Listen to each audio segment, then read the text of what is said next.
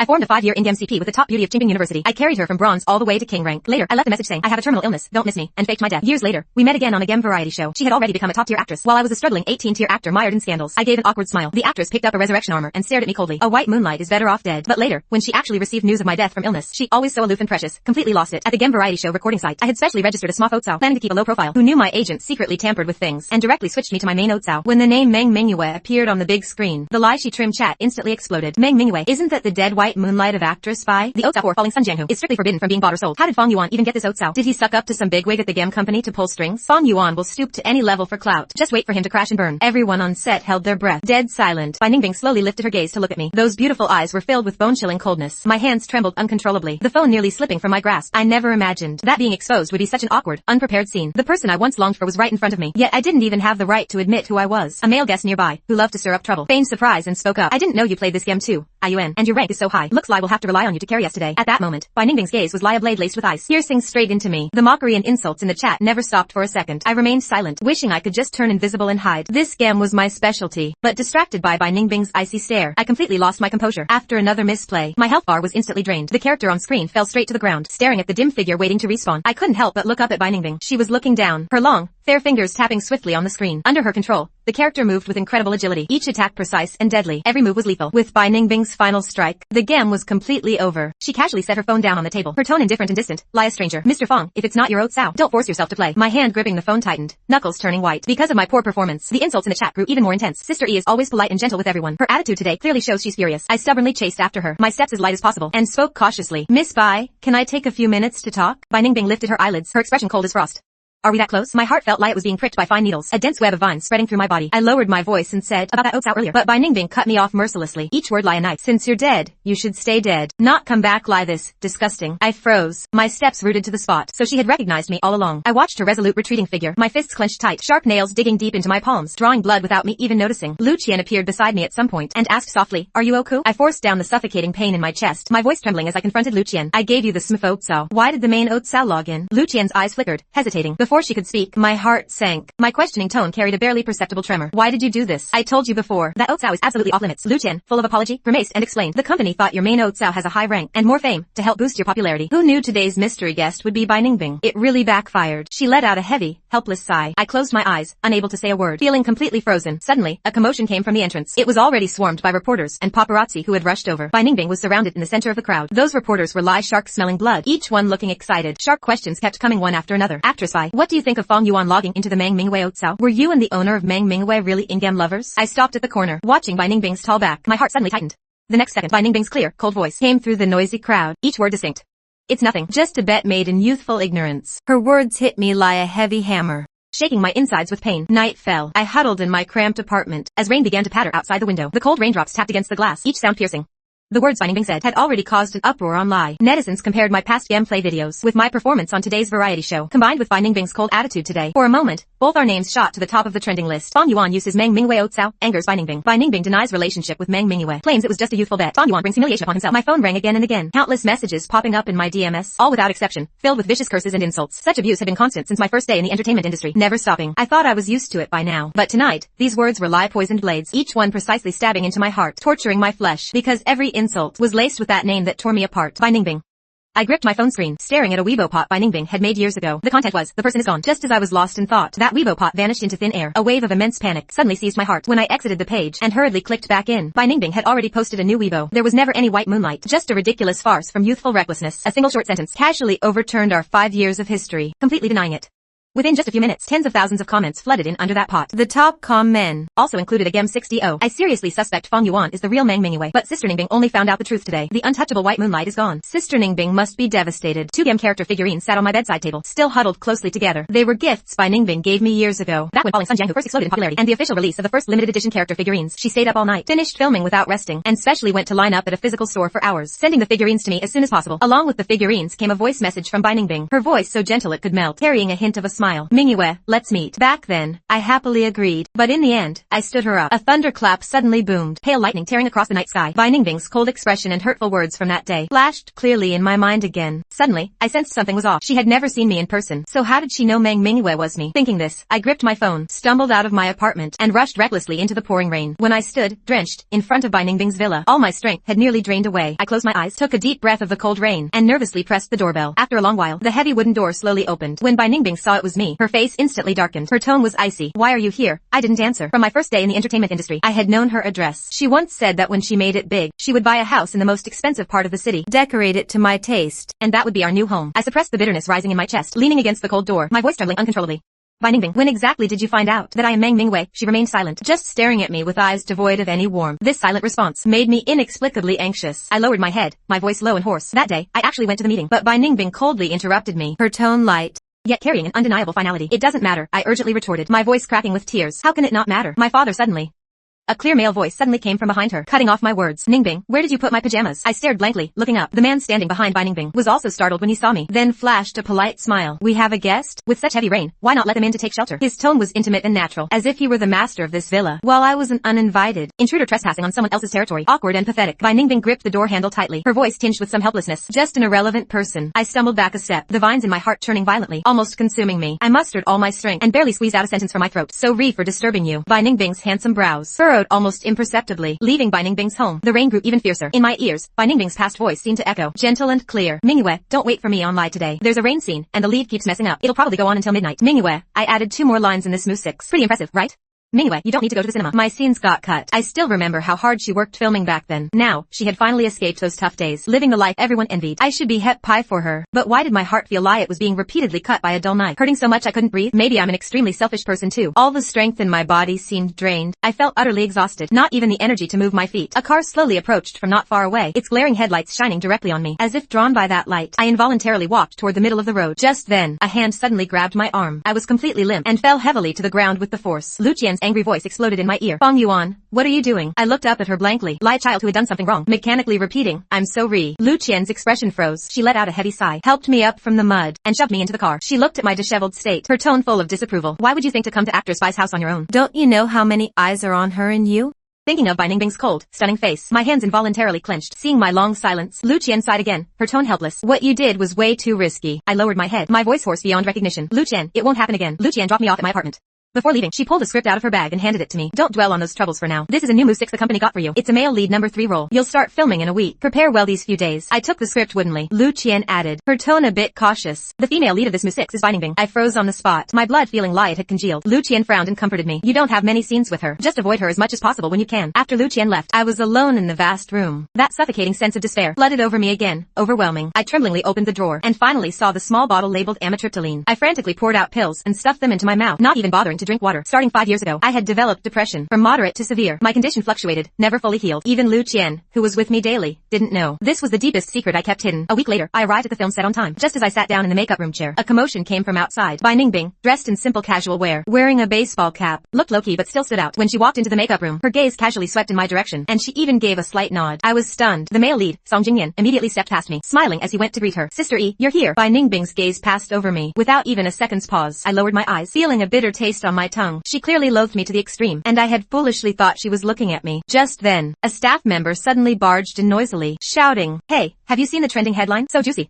Fang Yuan got rejected at the door in the rain." The once noisy makeup room fell into dead silence. The person sensed the awkward atmosphere, looked around, and finally landed their gaze on me. Their voice stopped abruptly, face full of embarrassment. "Teacher Ayuan." I wanted to force a smile to break the awkwardness, but as soon as my lips moved, it only drew even stranger looks from those around me. At that moment, my assistant rushed in, shoving a phone into my hand, voice urgent. "Brother Ayuan, look at this." I took the phone. A photo was glaringly displayed on the screen. In the photo, I was soaking wet, standing pathetically in front of Bai Ningbing's door, looking utterly miserable. The person who took the photo clearly did it on purpose, with no sign of Bai Ningbing in the frame, only the glaring words Bai Ningbing's place marked beside it. That day, I acted purely on impulse, never intending to cause Bai Ningbing any trouble. I gripped my phone and quickly chased after her, wanting to explain to Bai Ningbing. "Miss Bai." Bai Ningbing's cold voice rang out first, cutting me off. Her tone was full of distance and helplessness. "I just want to focus on filming. I don't want to be a tool for your publicity stunt. Mr. Fang, please have some self-respect." With that, she turned and walked into her private dressing room across the way, slamming the door shut. The staff, who were already gossiping about me, now talked even louder, each sarcastic remark stabbing into my ears like needles. How can Fang Yuan be so shameless? Teacher Bai Ningbing made it so clear, and he still dares to go harass her at home? He's no different from a crazy stalker fen. Did he pay that paparazzo himself? I stood frozen, as if nailed to a pillar of shame, completely cold. Suddenly, a clear female voice broke the suffocating intoxicating atmosphere. Life in the entertainment industry is so exciting. Always something new every day. I turned to look. Xinyaya was standing there, a faint, ambiguous smile on her lips, walking in slowly. Xinyaya was the female lead number 2 in this Mu 6, and also the second young miss of the Jingshe group. From a prominent family, used to bulldozing her way through the industry, she walked straight up to me and stopped, looked me up and down, slightly raising an eyebrow, her tone carrying a hint of mockery. Your face is decent enough. Too bad your publicity stunts are too clumsy. Everyone was convinced this mess was a self-directed publicity stunt. My hands started trembling uncontrollably, not even noticing when my phone rang, until Xinyaya reminded me with a half smile. Your phone's ringing. Not going to answer it? I snapped back to reality and almost eagerly answered the call, pathetically fleeing this place of trouble. On the other end, Lu Qian's voice was thick with exhaustion. Ayuan, I've already asked for leave from the set for you. Come back to the company first. I lowered my eyelids, my voice hoarse as I replied, oh cool. The company building was already swarmed with Bai Ningbing's fans. Those emotional fans held up signs, shouting at the top of their lungs, Fang Yuan, get out of the entertainment industry. Stay away from our Ningbing. Through the car window, I looked at those angry faces. A pang of unbearable pain surged in my heart. I had tried so hard to get close to her, but in the company's meeting room, Ma Na Jiozhang was tight-lipped, his face dark enough to drip water. He pointed at my nose and scolded, Fang Yuan, your stupidity is an eye-opener. I stood with my head down, letting him hurl a stack of documents at me. He roared furiously. Take a good look at how many partners have messaged to cancel contracts with you. Lu Qian, sweating profusely on the side, quickly tried to mediate. Ma Na Jiozhang, please calm down. Ayuan didn't mean to. Ma Na Jiozhang slammed the table, even angrier. If he didn't mean to, then what was he thinking? Going to harass Bai Ningbing? Fang Yuan, clean up the mess you made yourself. Go find Bai Ningbing right now and beg her to issue a statement to calm this down. Bai Ningbing's cold face flashed clearly in my mind again. My fingertips instantly turned ice cold. My throat felt blocked, and I couldn't utter a word for a long time. After a long pause, I finally spoke with difficulty. Ma Na Jiozhang, I'm so I can't. Ma Na Jiozhang's eyes widened, fuming with rage. You can't. The total penalties add up to over 10 million. Can you afford that? Don't forget, the company helped you pay off how much debt before. I shuddered, clenching my teeth, tasting the blood in my mouth. I lowered my head, my voice thick with bitterness. Give me some more time. I'll definitely find a way. I stumbled back to my apartment in a daze. Just as I reached the door, I was shocked into stepping back. On my apartment door, someone had used red paint to scrawl the words, pay back the money crookedly, glaring and sinister. Just as I was frozen in SOC, a rough, large hand suddenly landed on my shoulder. A menacing man's voice sounded, full of ill intent. Well, our big star is finally back. Your address wasn't easy to find. I turned around stiffly. Several thuggish men immediately surrounded me. The leader looked me up and down, his gaze as cold as a viper. He pulled a photo out of his pocket and slammed it into my face. In the photo, the sun was shining. My mother sitting on a bench at the nursing home, smiling warmly. The man leaned close to my ear. He threatened fiercely. Fang Yuan, pay us back the money you owe now, or I won't mind sending your mother down to join your short-lived deadbeat dad. My blood completely froze at that moment. Only after that group left cursing did I slowly crouch down. Trembling, I picked up that photo. Leaning against the cold wall, I slowly collapsed to the ground. At that moment, a fierce resentment surged in my heart. I hate the scammers who tricked my dad into investing, destroying everything in our family. I hate that my dad chose to commit suicide, leaving such a huge mess for me to bear alone. I hate myself even more for living so pathetically and uselessly, unable even to protect the people closest to me. When I came back to my senses, I had already returned to the film set. I took a deep breath, raised my hand and knocked on Bai Ningbing's dressing room door. Bai Ningbing looked up and saw it was me, those beautiful eyebrows and eyes instantly tinged with impatience. I lowered my head, my posture extremely humble. My tone was filled with cautious apology. I'm so Bai Laosher. I was too reckless about what happened before. I shouldn't have disturbed you. I paused, gathered my courage, and pleaded in a hoarse voice. Could you please help me clarify what happened that day? I promise that after the clarification, I will never appear in front of you again. Before I could finish my words, I was coldly interrupted by Bai Ningbing. Her tone was indifferent, with no room for negotiation. I never respond to such boring news. Bai Ningbing sneered at me. The mockery in her eyes almost overflowed. Besides, you already have plenty of such news. One more won't make much difference. These words were like a poisoned sharp knife, piercing straight through my heart. The pain made my insides convulse. I gave a bitter smile. A sweet, coppery taste rose in my throat. I really wanted to tell him, I'm so tired. Bai Ningbing, I can't hold on much longer. I slowly closed my eyes, and when I opened them again, only despair remained at the bottom. I gritted my teeth and heavily bent my knees. With a thud, both knees hit the cold floor heavily, making a dull sound. I looked up at Bai Ningbing's stunningly beautiful but cold face. My voice was hoarse, almost inaudible, each word dripping with blood. Bai Ningbing, please, I beg you to be merciful and help me. Bai Ningbing's pupils suddenly contracted at that moment. She stood there stunned, but in just a moment, she came back to her senses. Her tone was icy cold, each word like a knife. Fang Yuan, I never thought you could stoop so low. No bottom line. Bai Ningbing's eyes turned with barely concealed anger. As she finished speaking, she suddenly stood up, pulled open the door and shouted sternly, get out, don't dirty my place. I endured the piercing pain in my chest, staggered to my feet, and walked out of the dressing room in disgrace. Lu Qian was already waiting outside the door. Seeing me come out, she quickly stepped forward and asked urgently, Ayuan, how did it go? Did Bai Ningbing agree to help clarify? I shook my head weakly. The expression on Lu Qian's face instantly dimmed. She sighed, full of disappointment. Bai Ningbing has always been aloof and proud. I should have known this path wouldn't work. It's just that Ma Na Jiozhang. She paused mid-sentence. Her eyes looking at me grew more determined. Heaven never seals off all exits. I'll go back to the company and work on a PR statement. See if we can salvage the situation. Ayuan, do you want me to take you back? My voice was hoarse and dry. Don't worry about me, Lu Qian. I can manage on my own. After seeing Lu Qian off, I walked out of the film set alone. Lie a homeless, wandering ghost, aimlessly wandering on the Ring River Road. I climbed over the roadside railing, letting the biting river wind, carrying a corpse-like stench, slap hard against my face. If only this river wind could sweep me away too, completely dissipating me into this world. How wonderful would that be? Just then, a sudden vibration came from my pocket. I pulled out my phone. Bai Ningbing's photo suddenly popped up on the screen. In the photo, she was drenched in sweat. Her hair stuck to her smooth forehead with sweat, but the smile on her face was as bright as the summer sun. Above the photo, a familiar line of text was flashing and jumping. Keep working hard today, Meng Mingwei. This was a photo Bai Ningbing took a few years ago when she was still an extra, specially taken and sent to me. I had set a timed reminder. Every midnight at 12, it would pop up on time. Only by looking at this smiling face did I have the courage to drag my tired body and welcome a new day. A few years ago, Bai Ningbing would fight tooth and nail for a minor role without even a line, desperately trying to get it. Now, she is the top actress surrounded by stars, high above, unreachable. In just a few short years, everything has changed completely. People are different. I was staring blankly at the photo when suddenly, a deafening roar of a sports car came from behind. I instinctively turned my head to look and saw a dazzling, expensive sports car. Speeding towards this direction like lightning. The glaring headlights shone directly at me. I hurriedly raised my hand to block, and my palm slipped. The phone in my hand flew out and fell straight into the rushing river. Damn it. My heart tightened. Without thinking, I was about to climb over the railing and jump into the river to retrieve my phone. But just as I leaned out halfway, I was suddenly grabbed by a pair of strong arms and pulled down from the railing. I fell heavily to the ground, feeling like all my bones were dislocated. Before I could recover, a CU female voice drifted into my ears, full of mockery. TSA, a male celebrity jumping into the river to commit suicide. Miss here has really seen it all today. I endured the pain and slowly looked up. Only then did I see Shinyaya standing over me. Looking down, she lowered her eyes, a hint of a mocking smile at the corner of her mouth. Her tone carried a bit of teasing. Out of the film set, she couldn't even be bothered to call me Shinyaya Lauscher. I didn't answer, just turned my head, staring blankly at the river rolling eastward. I must have been out of my mind just now, risking my life for a phone. Seeing me ignore her, Shinyaya's voice immediately dropped a few notches, with obvious displeasure. I'm talking to you. It was only then, the stinging pain from my palm scraped on the rough ground began to spread belatedly. I forced myself to stand up, nodded slightly to her, and thanked her in a hoarse voice. Thank you, Shinyaya Lauscher. I wasn't trying to commit suicide. I just accidentally dropped my phone into the river. After saying that, I turned to leave. Without my phone, it seemed I'd have to walk back to the apartment today, but as soon as I took a step, my wrist was grabbed. Before I could react, I was half-dragged, half-pushed by Shinyaya into the passenger seat of her sports car. Miss here will be merciful today, and do you a favor by giving you a free ride. I was about to refuse, but then I thought, if I walked back like this, and got caught by paparazzi, tomorrow's internet would probably be flooded with even more unpleasant news. Thinking of this, I tiredly gave her the address of my apartment. Shinyaya, upon hearing this, floored the accelerator. The sports car shot out like an arrow from a bow, speeding away like the wind, probably because I hadn't eaten in a long time. A burning pain suddenly hit my stomach. I doubled over in pain, clutching my churning stomach tightly. Shinyaya noticed my discomfort, glanced at me sideways, raising an eyebrow. Her tone carried a hint of mockery. What? Can't handle this speed? I looked out at the heavy night. My voice was as faint as a wisp of smoke. I used to have a sports car like this too. After a pause, I added, whenever I was in a bad mood, I liked to drive it up the mountain roads late at night. This seemed to pique Shinyaya's interest. She leaned in and asked, and then, a bitter smile tugged at the corner of my mouth. My voice was so soft it was almost inaudible. Then there was no then. The mess my father left behind after his suicide crushed me, making it hard to breathe. That night, I drove my sports car up the winding mountain road. I really did have thoughts of ending it all, just as I steeled myself to step on the gas and drive off the cliff. The car radio suddenly crackled with the excited voice of the host. The box office for the Moo 6 starring the rising star Bai Ningbing is bucking the trend, going viral across the internet. It was that one sentence that pulled me back from the brink of death. The next day, I sold that sports car, used that money to take my confused mother and leave for a foreign country. Before I knew it, the sports car had come to a smooth stop in front of my apartment building. I snapped back to reality and thanked Shinyaya. Just as I opened the car door, my wrist was grabbed by her again. Shinyaya raised an eyebrow at me. Her tone carried a hint of adult ambiguity. Is this how you thank me? Not going to invite me up for coffee? I pretended not to understand her implication and forced a polite smile. It's too late, Shin Lauscher. When we get to the set tomorrow, I'll treat you to coffee to make up for it. I pushed open the car door and got out, but when I looked up, I unexpectedly met a familiar gaze from the entrance of the building not far away. It was Bai Ningbing. My whole body stiffened, as if hit by a freezing spell. I stood frozen, unable to move. Seeing me not moving, Shinyaya also got out of the car, following my gaze. After seeing Bai Ningbing, she chuckled lightly. Her tone was playful. This is getting more and more interesting. At the same time, Bai Ningbing had already started walking towards me. She stopped in front of me. Those beautiful eyes were filled with cold sarcasm. Each word pierced my heart. Feng Yuan, I really underestimated you. You've already found a new sugar daddy so quickly. I was full of confusion, wondering why she was at my apartment. But at that moment, all my words were choked back by this sarcasm. I couldn't say a single word. I instinctively reached out my hand to grab her sleeve, but she shook me off in disgust. Stay away from me. You disgust me. I stood there, feeling like all my blood had frozen at that moment. Just then, I was suddenly hugged tightly from behind. Then a kiss with a faint perfume scent gently landed on my cheek. I was so startled I trembled. Just as I was about to push the person in my arms away, Shinyaya had already stepped back first, a provocative smile on her lips. I was completely stunned, standing there dumbfounded, staring straight at Bai Ningbing. Her eyes turned with complex, unreadable emotions, dark and deep, lie a bottomless, icy pool, impossible to see through. Shinyaya's voice came to my ears, laced with laughter, clearly reaching both of them.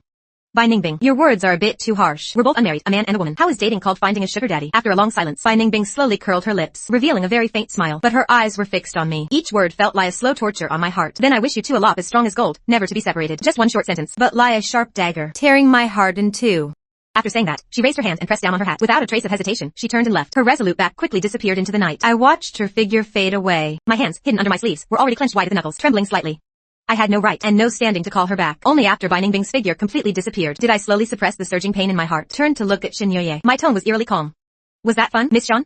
Shin Yaya raised an eyebrow, seeming a bit surprised by my reaction. I said hoarsely, my voice carrying a tired plea. You've had your fun. Miss Shin, please go back. I'm just a nobody. I can't play your rich people's games. The smile on Shin Yaya's face faded a bit. Her expression held a hint of naive confusion. What a stubborn guy. Wouldn't being with me be better than being with Bai Ningbing? I can give you way more resources than she can. I forced a self-deprecating smile. People born with a silver spoon lie them. How could they ever understand? Some things can't be bought with any amount of resources. Different paths, no common goals. Sure enough, Shin Yaya's face instantly darkened. She coldly threw out the words ungrateful, then turned, got into her sports car, and sped away. The next morning, as soon as I arrived at the set and got out of the car, I was surrounded by reporters waiting at the entrance. Harsh flashbulbs kept flashing. Countless sharp questions flooded in Lia Tide. Fang Yuan, photos of you and Shin Yaya kissing yesterday were taken. What is your relationship? Is it because you couldn't get Bai Ningbing, so you turned to cling to Shin Yoya? Someone also revealed that you were kept by a rich woman in high school, wore designer brands and rode sports cars in school. Is that true? Each of them was sharp-tongued. Some even started pushing. I was squeezed in the crowd, barely able to stand. Just then, a familiar roar of a sports car sounded. Shin Yaya's car sped over. Seeing the main subject, the reporters immediately shifted their focus and swarmed over. Shin Yaya took off her sunglasses, glanced at me, her red lips parted, and she dropped a bombshell. She and I were just 1-minute lovers. After saying that, she pushed through the crowd and left gracefully. The reporters instantly exploded. Their looks at me grew even more contemptuous. I stood in the crowd, a complete joke, letting those mocking gazes fall on me. Security guards rushed over, finally managing to rescue me from the reporters. I looked up and saw Bai Ningbing sitting next to the director, watching all this with an indifferent gaze, as if the farce before her had nothing to do with her. It felt there was an unreachable galaxy between us. She was on the other side of the galaxy, shining brightly, while I was on this side, notorious, covered in mud. After finally getting rid of the reporters, I walked over to the director in disgrace, just as I was about to apologize. The director waved his hand first. His tone was distant. Ayuan, I've thought about it. You might not be suitable for this role. Our crew wants to focus on polishing the film's quality. We don't need actors with this much buzz. My hands, hanging by my sides, clenched tightly. My nails dug deep into my palms. The pain brought me back to my senses a bit. I looked up, staring straight at Bai Ningbing, and asked hoarsely, was this the director's decision, or yours? Bai Ningbing lowered her eyes, casually flipping through the script in her hand, as if I didn't even exist. I opened my mouth to say something more, but my throat was painfully dry, as if scraped by sandpaper. An invisible force choked my throat, preventing me from uttering a single word. After a moment, I took a deep breath, bowed deeply to the director. My voice was calm and flat. I understand. I'm sorry, director, for causing trouble to the crew. Seeing me so cooperative, the director finally showed a hint of satisfaction. I then turned around, walked to a spot a few steps away from Bai Ningbing, looking at her cold, beautiful profile. I said, word by word, Bai Laosher, I wish you a brilliant career ahead and a bright future. Bai Ningbing finally looked up at me, her gaze heavy. She looked at me for a long time, then suddenly asked a strange question. Do you have any regrets? I stood there stunned, at a loss for how to answer. Me? Regret what? Regret pretending to have a terminal illness and faking my death to avoid dragging her down back then? Or regret returning to China recklessly to get close to her again and step into this cutthroat entertainment industry? After a long while, I heard my own voice, clear and firm. Never. I clearly saw the last bit of warmth in Bai Ningbing's eyes slowly freeze into icy cold, enough to freeze a person. She looked at me. Her tone was icy, with resolute finality. I never want to see you again. Just then, my assistant rushed over, looking panicked. IUNGE, the company called you several times but couldn't get through. They want you to come back to the company immediately. I only then remembered that my phone fell into the river yesterday, and I hadn't gotten a new SIM card for my new phone yet. I turned back to look at Bai Ningbing. Her gaze had already returned to the script, never looking at me again. I forced a smile and said softly, Bai Ningbing, I have no regrets. After saying that, I turned and left the set without looking back. Back at the company, I was already prepared to be scolded by Ma Na Jiozheng, but Ma Na Jiozheng just squinted and gave me a half smile. A sense of foreboding washed over me. Before I could speak, he picked up a script and slammed it on the table in front of me. This is the role the company got for you. Director lead is Numu 6. My heart clenched. Director lead's name is notorious in the industry. He specializes in making lowbrow films under the guise of chasing international awards. In other words, cheap porn. My face darkened, and I refused coldly. Ma Na Jiozheng, I'm not taking this role. Ma Na Jiozheng looked at me as if I had said the funniest thing. The mockery on his face almost overflowed. Fang Yuan, do you think you're in any position to negotiate with me now? You're taking this role whether you like it or not. Just then, the office door opened. Lu Qian walked in. Her eyes held a hint of barely concealed sympathy. She walked over to me and said quietly, the nursing home couldn't reach you. Your mother saw the news online. She got so upset she had a heart attack. You need to get to the hospital now. Maybe you can still see her one last time. Those last words hit me like a thunderbolt, crashing down on my head, making me dizzy, almost unable to stand. I forced a smile, my voice trembling uncontrollably. Lu Qian, you're joking, right? My mother has been confused. How could she have seen the news? Lu Qian shook her head, her tone heavy. Go now. Any later, and you might not even get to see her one last time. I rushed out of the office like a madman. Behind me came Ma Na Jiozheng's cold, harsh voice. So what if his mother dies? In a week, even if I have to tie her up, I'll drag her onto the set. When I arrived at the hospital, my mother had already been taken to the ICU. Just a few days ago, the person with the gentle smile in the photo now lay quietly on the hospital bed, covered in tubes. Her face as pale as paper. I stood dazed outside the ICU door, my whole body cold, trembling uncontrollably. A doctor came over to me and patted my shoulder, his tone heavy. Are you the family? Go in and see her. It seems like she has an unfulfilled wish. She's been holding on to her last breath. These words pierced my heart like a sharp knife. My eyes burned. Hot tears streamed down uncontrollably, as if releasing all the pain accumulated over the years, pouring out all at once. I dragged my leaden feet, slowly walked into the ICU. I crouched by the bed, gently held my mother's withered hand. My voice choked.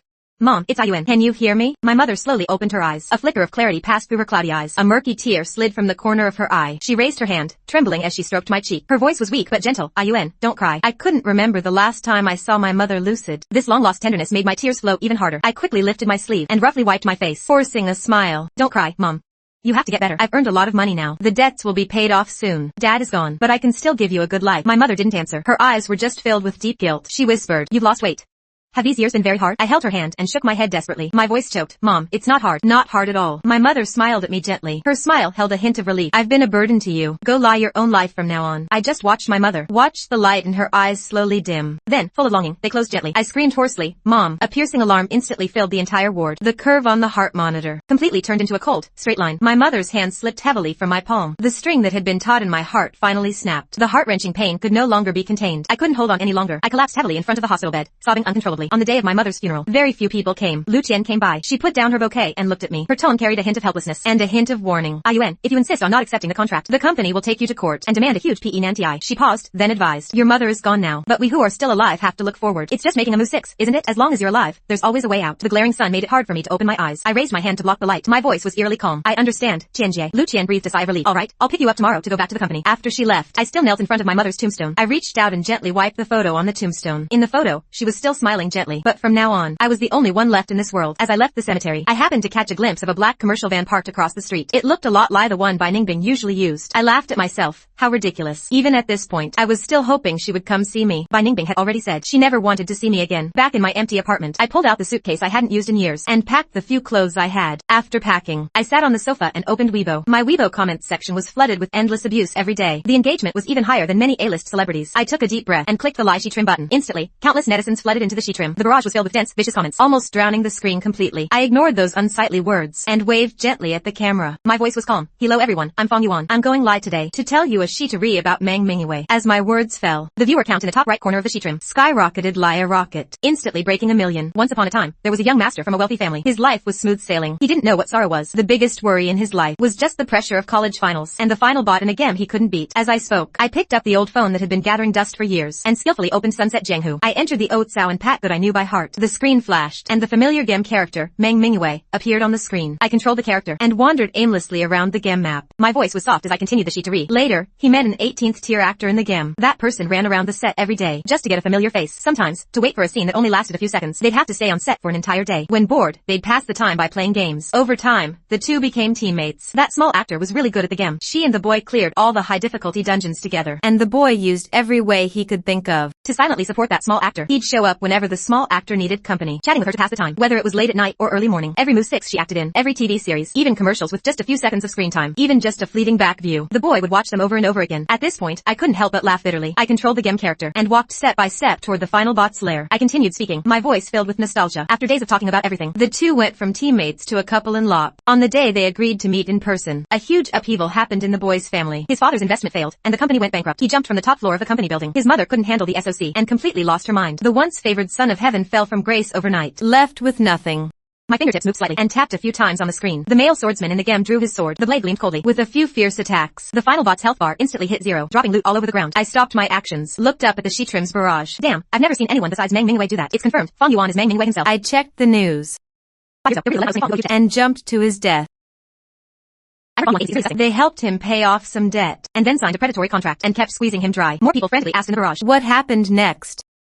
What happened after that? Is that small actor Bai Ningbing? I was stunned for a moment at the name Bai Ningbing. Then I twitched the corner of my mouth and said in a calm, flat voice, the ending of the Shitari. The boy lost his last family member. After I finished speaking, the game character I controlled walked step by step to the Gui 1 platform in the game. That was the place specifically for deleting accounts. The game's NPC kept popping up prompts. Are you sure you want to return this Otsao to the wild? This action is irreversible. Once confirmed, the Otsao will be permanently deleted, never to be seen again. I didn't hesitate at all, and firmly pressed the confirm button. On the screen, the game character turned into a wisp of green smoke and slowly disappeared. A cold line of text slowly appeared. Player Meng Mingyue has retired from the game, never to be seen again. I put down my phone and looked at the rapidly scrolling barrage on the screen. Everything in front of me was blurry. I couldn't see anything clearly. The bottle of antidepressants by my hand had long fallen to the floor. It was completely empty. The Shitari is over. I let out a long breath. A faint smile slowly spread across my lips, but that smile was even uglier than crying. I know you've all always hated me, but don't worry, from today on, I will retire from the entertainment industry. I wish you all happiness. Goodbye. On the set, Bai Ningbing was gripping her phone, replaying my Lie She Trim over and over. On the screen, I looked eerily calm, as if telling someone else's Shitari. When she saw me defeat the final bot in the 6TO and walk step by step toward the Gui 1 platform, Bai Ningbing's heart started pounding uncontrollably. Her breathing even became labored. Her agent walked over excitedly, her face full of uncontrollable excitement. Ningbing, I have good news. Fong Yuan has completely retired. He even deleted his Weibo. His company is now suing him, demanding a huge compensation. He's completely finished now. Everyone on set was buzzing about this explosive gossip, but Bai Ningbing's mind was blank, as if countless threads were tangled together, making her restless, unable able to make any sense of it. She felt like she had missed something crucial. The next second, her agent suddenly let out a cry of surprise, her voice full of disbelief. Bai Ningbing snapped back to reality and looked over dazedly. She saw her agent holding up her phone, her lips trembling slightly. A 6DO just came out. Fang Yuan jumped off a building. All the reporters are rushing over there like crazy. When Bai Ningbing arrived at the scene, my body had already been rushed away by the ambulance. She then hurried to the hospital. The hospital entrance was already surrounded by reporters who had rushed over. Everyone wanted to get the first scoop for the front page. The scene was chaotic. Even the police had to come to maintain order. Bai Ningbing's hand was pressed tightly on the car door handle. She instinctively wanted to push the door open and get out. Her agent, Li Meng, was quick and immediately reached out to stop her, his voice full of urgency. Bai Ningbing, are you crazy? If you go down now, do you want to be torn apart by the reporters? Bai Ningbing shook off his hand. Her tone was resolute. I have to see him. Ignoring Li Meng's attempts to stop her, she pushed the car door open forcefully and plunged into the chaotic crowd. Bai Ningbing avoided the predatory reporters and took a side path from the hospital to the side door, stumbling as she rushed inside. At the morgue entrance, Lu Qian, with red-rimmed eyes, looked at the rushing Bai Ningbing and spoke in a hoarse voice. Are you here to see him? Bai Ningbing seemed not to hear Lu Qian's words. She kept walking, trying to get past Lu Qian, and rushed straight into the morgue. Just then, a cold female voice suddenly sounded in front of her. It was Shen Yeye. Her expression was serious, her tone heavy. Bai Ningbing, you shouldn't be here. One hand firmly pressed against Bai Ningbing's shoulder, with such force that she couldn't move forward another step. Bai Ningbing's gaze went past Shen Yeye and only saw from afar, inside the morgue, on a stretcher covered with a white sheet, a familiar red string hung from the wrist. That was the couple bracelet they had bought together when they became in-game partners. Bai Ningbing's body swayed violently. A broken murmur escaped her throat. Fang Yuan. Her heart felt like thousands of needles were piercing it. A dense pain instantly spread through her entire body. It hurt so much she could barely breathe. Bai Ningbing's eyes had unknowingly turned bloodshot. She took a deep breath and slowly spoke. Her tone carried an unshakable determination. I'm taking him away. Hearing this, Shen Yeye gave her a cold look. Her face was dark, her eyes turning with barely contained anger. She stepped forward and stopped in front of Bai Ningbing, suddenly grabbing her by the collar, with such force that she almost lifted her up. Take him away? What right do you have? Shen Yeye said, word by word, each one lie a knife. Do you, a heartless person, lie you? Deserve that? As she finished speaking, she threw the folder she was holding in her other hand, hard at Bai Ningbing's feet. Bai Ningbing looked at the craft paper bag on the floor, her body stiff as she crouched down, and instinctively reached out to pick it up. As soon as she opened it, a stack of papers and photos scattered all over the floor. Many of the papers were screenshots of Weibo private message conversations. They were from my several alt accounts. Each alt Sou's name was related to Bai Ningbing. Starting from 5 years ago, I had been using these alt accounts to silently follow Bai Ningbing. Every morning and evening, I would send her a private message from each alt Sao, reminding her to sleep early and rest. Hi, hello, I'm your fan. You're so beautiful. I really lie you. How did today's shoot go? Don't work too hard at first. Bai Ningbing would occasionally reply, but later on, as Bai Ningbing's career got busier, the private message box was left with only my one-sided ramblings. Besides the conversation screenshots, there were also many Weibo posts from these alt accounts. Just lie each alt Sou's name. All the Weibo content I posted was related to Bai Ningbing. I alone made up a one-person fan club. Every DRA mob Bai Ningbing acted in, I seriously helped promote, vote, and stay up late to support. I used all my strength to make everyone know the name Bai Ningbing, even at the very beginning, when she was still an unknown small actor. For a full 5 years, I checked in every day on Bai Ningbing's super topic. Even after I entered the industry, I never stopped. My burning, passionate love was laid bare on every sheet of paper, burning so hot it made your eyes sing.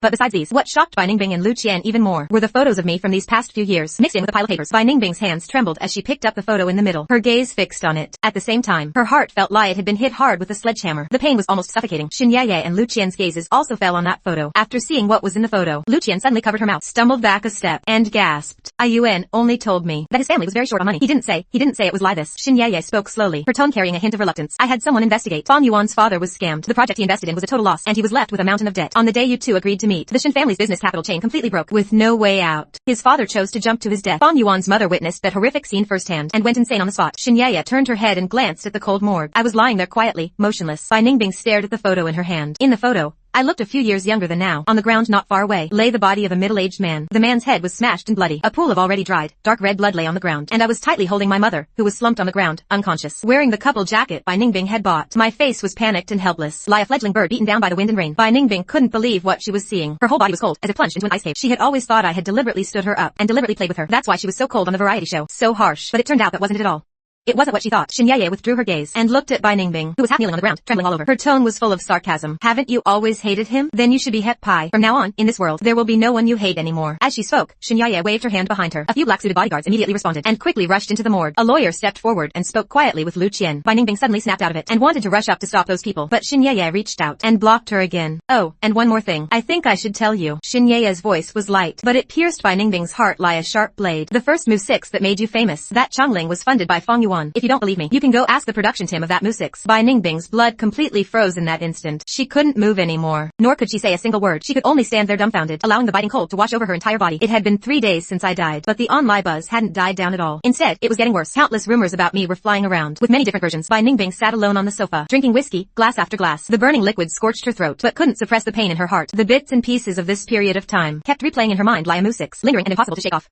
In Bai Ningbing's heart, Meng Mingyue had always been a warm and wonderful boy, the only light in her bleak days as an extra. But from the day I entered the industry, I was plagued by scandals and bad press. The entertainment industry is a mixed bag. Bai Ningbing had always hated people who would do anything for attention. She couldn't accept that the pure lop of her heart was someone as notorious as me. So on the day of the variety show recording, when she saw me smiling and reaching out my hand to her, Bai Ningbing was so cold and distant and spoke harshly, crushing all the lop into cold words. Bai Ningbing got completely drunk and fell asleep leaning against the sofa without realizing it. In her dream, she saw me standing in the distance, looking at her sadly and asking softly, "Bai Ningbing, why did you say you didn't know me?" Her heart jolted, and she suddenly opened her eyes. But in front of her was only thick darkness. Bai Ningbing fumbled for her phone and clicked on the replay of my final lie she trim again. Watching the calm me on the screen recounting the past, Bai Ningbing felt like her heart was being squeezed by an invisible hand. It hurt so much she couldn't breathe. By now, the online public opinion had completely changed, completely reversed. Under the link to my lie she trim replay, more and more regretful comments kept appearing. Every word was lie a whip, lashing hard against Bai Ningbing's heart. Bai Ningbing sat dazedly by the bed. The night outside the window spilled through the glass, falling on her, adding a touch of loneliness. The papers in my photos were scattered on the floor in front of her. Her phone kept ringing with notifications, one after another. Trending topics on Weibo. Xin Yeye and Lu Qian had arranged for all the truth to be exposed to the public. I had once borne so many undeserved accusations. Now, all the truth was out, when all the suffering was laid bare in the sunlight, and the past slanders were overturned one by one. My Shidari became even more heartbreaking. Bai Ningbing couldn't imagine how someone who was once so carefree and bright, after experiencing the upheaval of losing his family, managed to grit his teeth and get through it all alone. In those photos, I was busy running around alone, arranging my father's funeral, and then placing my mentally ill mother in a nursing home. Even after suffering so much hardship, there was always a faint smile on my face, as if those painful days had never existed, as if the person suffering from severe depression wasn't me at all. Bai Ningbing slowly opened her mouth. Her voice was hoarse beyond recognition. She called out, word by word, Feng Yuan. She looked at the thick night outside the window. Xin Yeye's words echoed in her ears. You pushed Feng Yuan step by step into the abyss, pushed him to his death. Just then, Bai Ningbing's phone suddenly rang urgently. It was a call from her agent, Li Meng. Bai Ningbing, where are you now? Bai Ningbing spoke slowly, her voice tired. At home. Li Meng was silent for 2 seconds, then said urgently, stay at home. I'll be right over. Soon. Bai Ningbing's doorbell rang. She hurriedly and carefully put away all those documents and photos into the cabinet by the bed. Seeing Bai Ningbing's pale face and reeking of alcohol, Li Meng was stunned for a moment before speaking hesitantly. Ningbing.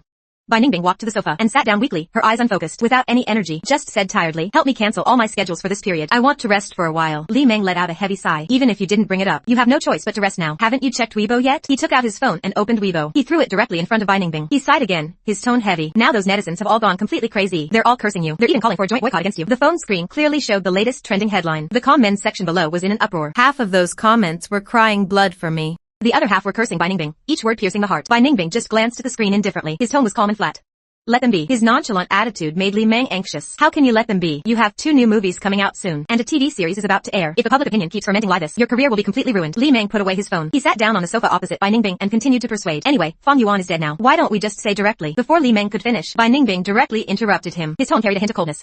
Enough. She slowly lifted her eyelids. Looking at Li Meng, her gaze was firm. I don't want to use it to clear my own name. Seeing Bai Ningbing's stubborn attitude, Li Meng's face turned cold for a moment. He couldn't help but ask, then what are you going to do? Are you really going to just watch your own future be destroyed step by step? Bai Ningbing closed her eyes. She shook her head wearily and said nothing. Li Meng sighed helplessly. Take some time to calm down. I'll go back to the company and discuss countermeasures with the PR department. At the door, Li Meng turned back. He gave a worried instruction. Don't go anywhere these few days. Just stay home. I think Feng Yuan wouldn't want to see you ruin your future like this either. Don't forget, you got to where you are today. Li Meng didn't finish the rest, but Bai Ningbing understood. Getting to this height today, it wasn't without Feng Yuan's silent contributions behind the scenes. He had given so much time, energy, and even money for him. Bai Ningbing opened Weibo again. She clicked into the main page of my long deactivated Oatsao. It was lie she was torturing herself. She scrolled through every Weibo pot I had ever made, one by one. Every word felt like a red-hot branding iron, burning her chest numb. After looking for a long time, Bai Ningbing's eyes began to redden and sting. Only then did she tremblingly press the back button. She turned off her phone.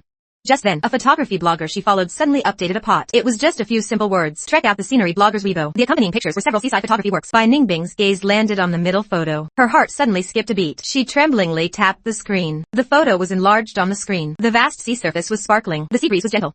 Under the coconut trees by the beach, a boy sat in a wheelchair, gazing at the endless ocean. He wore a wide sun hat. His expression was calm, his features faintly discernible. Beside her stood a slender figure from behind. Although the photographer had taken the shot from a great distance, Bai Ningbing recognized at a glance that it was me. I'm not dead. At that moment, on a small island in the south, I pushed my wheelchair slowly out of the room. Zhang Yi happened to be placing steaming hot dishes on the table. Seeing me come out, she immediately smiled and came over. Mr. Feng, you're up. I made you some stomach-nourishing porridge this morning. Drink it while it's hot. See if it suits your taste. As she spoke, she walked behind me, gently pushed my wheelchair to the dining table. Looking at the warm porridge and a glass of warm milk in front of me, I curved my lips and said softly, thank you, Zhang Ying. Zhang Yi looked at me with some pity. She smiled and waved her hand. Silly child, why are you being polite with me? This is all within my duty. Besides, Miss specifically told us to take good care of you. If you need anything, just tell me anytime. I lowered my head and sipped the porridge in small mouthfuls. After breakfast, Zhang Yi pushed me for a walk along the beach. The warm sunlight fell on me. A leisurely sea breeze brushed my face. My mood improved a lot. I asked softly, where is he? Zhang Yi smiled. Her tone was light. Miss also said you'd probably be glad she's not here. Something came up back home. She took a red-eye flight back last night. I could guess that the matter back home was probably related to me. I nodded gently and said nothing more. I just quietly gave gazed at the endless sea. My eyes were clear.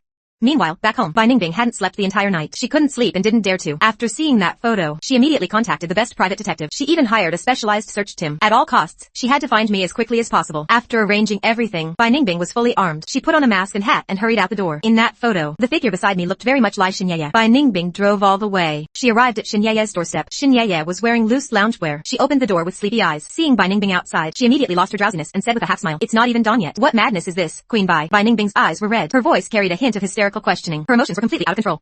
Xin Yeye, you've hidden her, haven't you? Xin Yeye stared at her. A mocking smile curled at the corner of her mouth. I don't know what you're talking about. With that, Xin Yeye made to close the door. Bai Ningbing suddenly reached out a hand. She firmly blocked the door from closing. Her tone was urgent. Tell me where Fong Yuan is. Xin Yeye looked at Bai Ningbing's disheveled state. She let out a sneer. Is this still our lofty queen, Bai Ningbing? She paused, the mockery in her eyes deepening. If you really want to hear, then I'll tell you. He's been cremated and buried. Buried with his mother. If you miss him, you can go find him underground. Bai Ningbing's face turned even paler. All color drained from her face. She looked at Xin Yeye unwillingly. Her eyes were full of pleading. Xin Yeye looked at her lie this. She only felt a wave of annoyance. She sneered coldly. Bai Ningbing, when he was alive, you were so cold and harsh to him. Now that he's dead, what madness are you bringing to my door? Then she let out a cold laugh. She forcefully pulled Bai Ningbing's hand away, then slammed the door shut heavily. A loud bang, separating two worlds. Looking at the closed door in front of her, Bai Ningbing suddenly came to her senses. Only then did she realize how out of control she had just been. Her phone rang abruptly. It was the private detective calling. Bai Ningbing answered in a second. Her voice was full of uncontrollable urgency. Any news? A steady male voice came from the other end of the line. Miss Bai, I'm sorry. There's no definite news yet, but we've confirmed that the photo was taken on a small island in South America. We're now preparing to send people over to confirm if the person you're looking for is there. Just to let you know, there may be some additional costs later. Bai Ningbing turned around abruptly. She walked quickly toward the car. Before the person on the phone could finish, she immediately interrupted.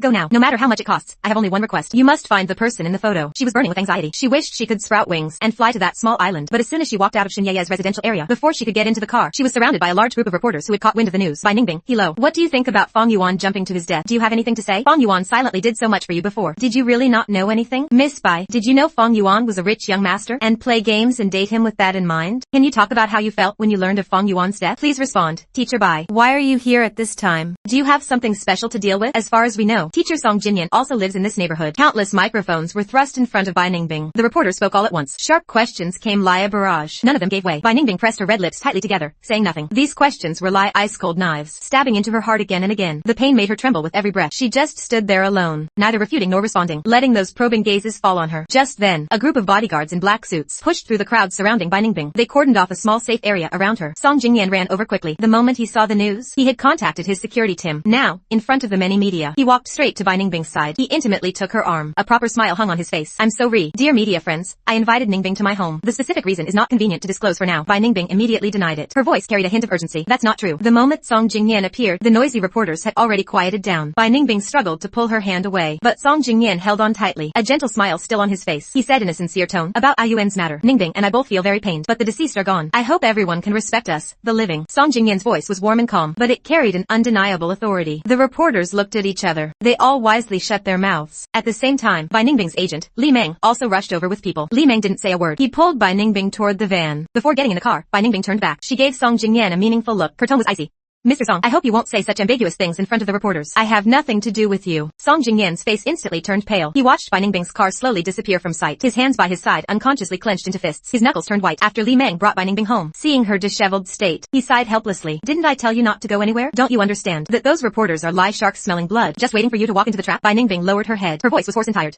I'm a bit tired. You go back first. 2 hours later, the door to Bai Ningbing's house was pushed open. A handsome, tall man walked in, dragging a suitcase. He looked at Bai Ningbing, who was sitting blankly on the sofa, full of loneliness. He couldn't help but frown. Ningbing, Bai Yun slowly walked up to Bai Ningbing. His tone carried a hint of sympathy. I was just on a business trip abroad. How did you end up like this? Seeing Bai Ningbing remain silent, Bai Yun picked up her phone lying beside her. He opened Weibo. He had been abroad attending a closed forum. He hadn't had time to follow the domestic news, let alone the turmoil in the entertainment industry. Bai Yun clicked on those still hot topics. He scrolled through them one by one. As he read, his thick eyebrows furrowed tighter and tighter. In just 3 minutes, Bai Yun understood the whole sheetery. He looked at the disheartened Bai Ningbing, remembering that day many years ago, that soaking wet teenager, standing at the door in a sorry state. He said softly, Ningbing, it's all in the past. Bai Yun was usually decisive in business, but now he was really not good at comforting. He could only pat her shoulder awkwardly. Bai Ningbing had been clutching her phone tightly, until a text message popped up on the screen. Only then did she lift her head abruptly. She spoke with a tense expression. Brother, I won't be staying here for a while. Bai Yun watched her hurriedly leave. He sighed helplessly. Bai Ningbing bought the apartment I used to rent. She stood at the apartment door, looking at the mottled paint on the wall that hadn't been cleaned yet. Her heart jolted. She took a deep breath. Trembling, she entered the patgut, pushed the door open and walked in. The room was clean and tidy. The decor was simple but warm. The air seemed to still carry the faint scent of osmanthus from me. Bai Ningbing's gaze fell on a small area in the corner. Her chest felt like it had been hit by a bullet, aching to the bone. That area was plastered with posters and photos of her. From her green days as an extra, to her radiant glory as a best actress, not a single one missing. Bai Ningbing involuntarily walked toward the cabinet against the wall. She gently opened the cabinet door. On the top shelf of the cabinet was a row of thick photo albums. Bai Ningbing tremblingly took out the first one. Inside were all screenshots of us playing games together in the past. I had printed out those precious moments one by one, carefully laminated and stored them. The second album was of the small role stills she took in her first year of debut. For every role, I had drawn a corresponding cartoon character by hand. Next to them, I had noted the filming date and character name. The third album was all photos of her. There were casual shots she posted on Weibo. There were official retouched photos from events she attended. There were even a few I had secretly taken, of her tiredly resting on set. The second shelf of the cabinet was a stack of magazines. Every cover featured her. From obscure little publications to top fashion magazines, they filled half the cabinet. The third shelf held two large boxes. One box was full of merchandise and posters related to her, and various products she endorsed. Anything she endorsed, I would buy immediately, not missing a single one. The other small box held a thick stack of ticket stubs and a yellow diary. Those ticket stubs were from all the movies she had acted in over the years. Moose 6 tickets for every film, every Moose 6 she appeared in. No matter how big or small the role, no matter the reviews, I would go to the cinema to support her. Sometimes I would even watch it several times. All of this happened without her knowledge. Finally, Bai Ningbing slowly picked up the diary next to the ticket stubs. Before she could open it, her phone rang urgently. The detective's excited voice came through the phone. Miss Bai, the person you're looking for has been found. The address. All I owe it to you. After receiving the address, Bai Ningbing rushed to the airport as fast as she could. Apart from her personal belongings, she only brought my diary. Only after the plane soared into the sky and flew steadily did Bai Ningbing carefully open the diary. The diary was thick. I had recorded many things, but each entry was just a few short sentences, yet between the lines lay a deep affection and heartache that no one knew. I didn't go to the appointment. I wonder if he'll blame me. Maybe we'll never see each other again in this life. 2 years have passed, and everything is on track. He's getting more and more dazzling. Finally realized his dream. That's good. I also stepped into the entertainment industry. I want to pay off my family's debts as soon as possible, and I want to get closer to him. Maybe she'll never know I'm Meng Mingwei, but it doesn't matter. Just being able to watch him lie this is enough. Mom's condition has improved a lot. Bai Ningbing also won the Best Actress award. Some of the family's debts have been paid off. We're all getting better reading up to here. Bai Ningbing's heart jolted. Tears could no longer be held back and gushed out. I saw her on a variety show today. She seemed to already know I was Meng Mingwei, but the disgust in her eyes was so clear. Maybe it's because I didn't go to the appointment back then. Maybe it's something else. They all hate me. It's okay. I don't care. Life now is so much better than before. The debt collectors came again, but I have no money left. What else can I do? Looking at every word in the diary, Bai Ningbing was already in tears. She was sobbing uncontrollably. At the same time, the plane slowly landed at the airport in South America. In a small building by the water, I sat by the window. The tea in front of me gave off a faint fragrance. Across from me sat a woman with delicate features. She gracefully poured tea for me. Her voice was gentle. Mr. Fong, you seem to be in a good state lately. I looked at the flowing she trim outside the window. A faint smile spread across my lips. The woman also smiled and gently guided. If you're willing, you can try to do more things you enjoy. Like playing games. As soon as she finished speaking, the door to the room was suddenly pushed open. Xinyeye strode in. Without a word, she pushed my wheelchair and started walking out. Her tone was urgent. Come with me. Watching Xinyeye and my retreating figures, Yuan Cece picked up her teacup and took a sip. She lowered her head and smiled. I was pushed out of the tea house by Xinyeye. Full of doubt, I looked at her. What's wrong? Did something happen? Xinyeye suddenly came to her senses. She stopped abruptly. Seeing that she didn't speak, I called out softly again, Xinyeye. Xinyeye's mind raced for a few seconds. Then she pushed me back toward the tea house. This time, she walked up to Yuan Cece. She called out softly, cousin. Yuan Cece picked up her handbag and stood up with a smile. You two enjoy your tea. I'll be going now. I'll come back in a few days. Xinyeye looked at her. She couldn't help but ask, cousin, her illness. Yuan Cece smiled. Her tone was relaxed. It stabilized a bit. Don't worry. Hearing this, Xinyeye waved her hand grandly. She said cheerfully, all right then, you can go. She pushed me back to the table, her gaze fixed on the scenery outside the window. She spoke as if casually. He came looking for you. Who he referred to was obvious. My hand holding the teacup trembled slightly. Hot tea splashed out, burning my fingertips red. Xinyeye frowned. She immediately pulled my hand to the nearby faucet to rinse it. Her tone carried a hint of reproach. How can you be so clumsy? You even burn your hand drinking tea. I looked at my reddened fingertips, lost in thought. On the other side, after Bai Ningbing landed, she went straight to the address in the IMEO. She looked at the closed door in front of her. She took a few deep breaths nervously, then raised her hand and knocked gently on the door. A handsome blonde man opened the door. Seeing Bai Ningbing, his eyes lit up. He winked at her. He asked in a pure British accent, who are you looking for? Bai Ningbing glanced behind him. The room was empty. She saw nothing. Her heart sank instantly. The blonde man generously made an inviting gesture, but Bai Ningbing shook her head. As she turned, she dialed the detective's number. The person on the other end apologized repeatedly. I'm sorry, Miss Bai. Our people got the address wrong. Don't worry. We'll continue searching for you. We'll definitely give you an answer. Bai Ningbing walked along the beach, disheartened, looking at the vast, boundless sea in front of her. Her mind kept replaying the sentence I had written in my diary. We're all getting better. Were they really all better? Bai Ningbing stood quietly for a long time. Only then did she drag her tired steps away. Not far away, under a coconut tree, Xinyeye pushed my wheelchair, slowly emerged from behind the tree. She looked at Bai Ningbing's lonely back and asked softly, don't you want to see her? I shook my head. My tone was calm and flat.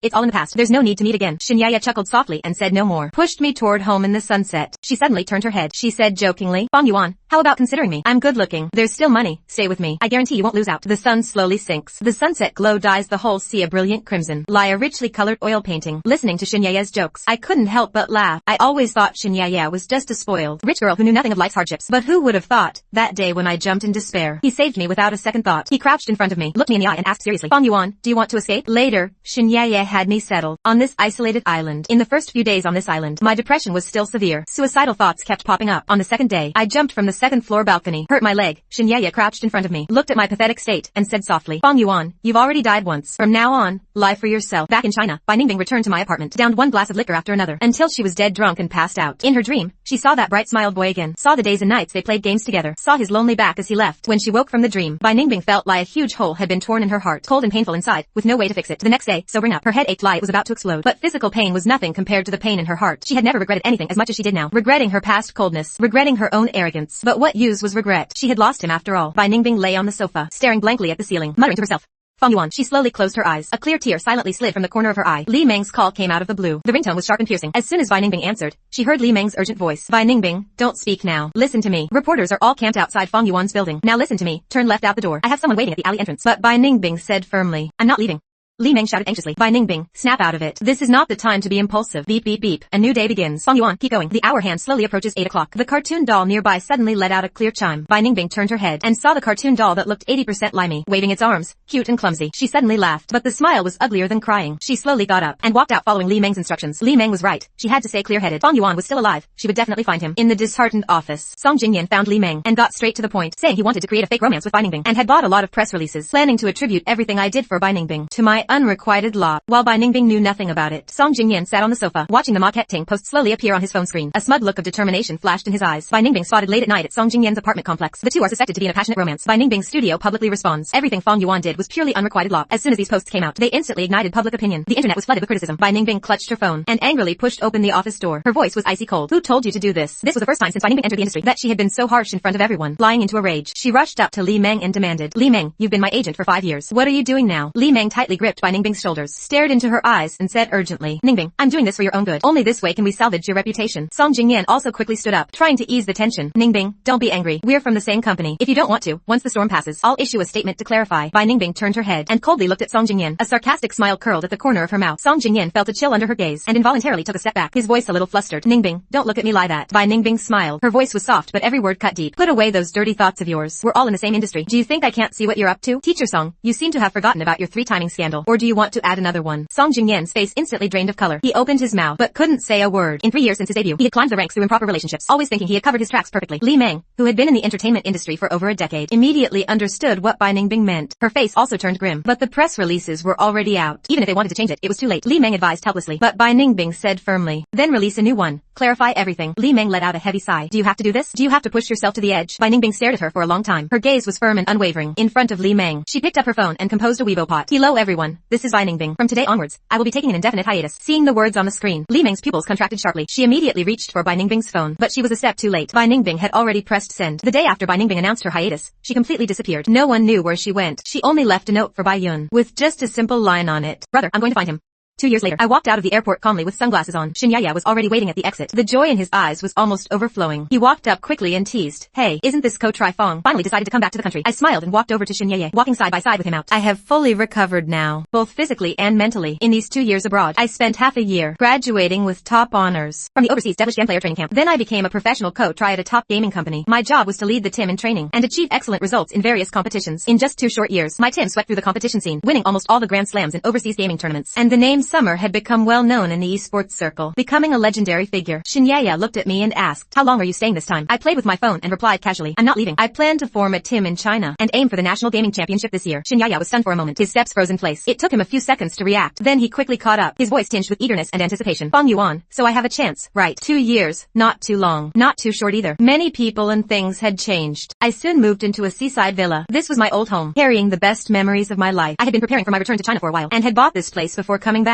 newly renovated. Now I sat by the window, staring out at the endless sea, lost in thought. My phone vibrated. It was a message from my team member, Ko-Tri. The first live trim is scheduled for 7 p.m. tonight. Only an hour long. It's almost time. I got up and walked to the live streaming studio next door, sat at the desk. After adjusting all the equipment, I waited quietly for the clock to strike 7. At exactly 7, I took a deep breath and pressed the start live trim button. This trim was my first attempt to build the Tim's visibility. I couldn't afford any mistakes. Luckily, it was a faceless trim, so I wasn't that nervous. I slowly opened the gem on the screen and said, Hello, everyone. This is Gem Ko-Tri Summer. Today, I'm streaming a new hit gem. Mist of the West City.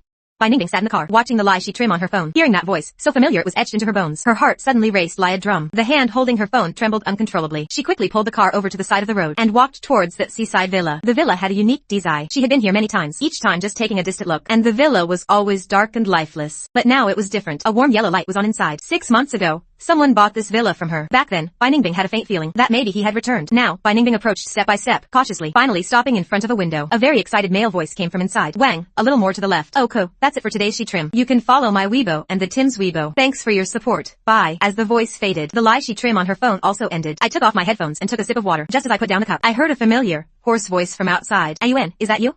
Hearing that voice, my heart involuntarily trembled. I immediately got up and turned off the room's light. The moment the light went out, I heard Bai Ningbing let out a soft sigh. Her voice carried a hint of helplessness and melancholy. Ayuan, I know it's you. Bai Ningbing stared intently at the window in front of her. Her voice slightly choked. Can we meet, please? I leaned against the cold wall, listening to Bai Ningbing's voice. My heartbeat uncontrollably quickened. I took a few deep breaths before slowly calming down.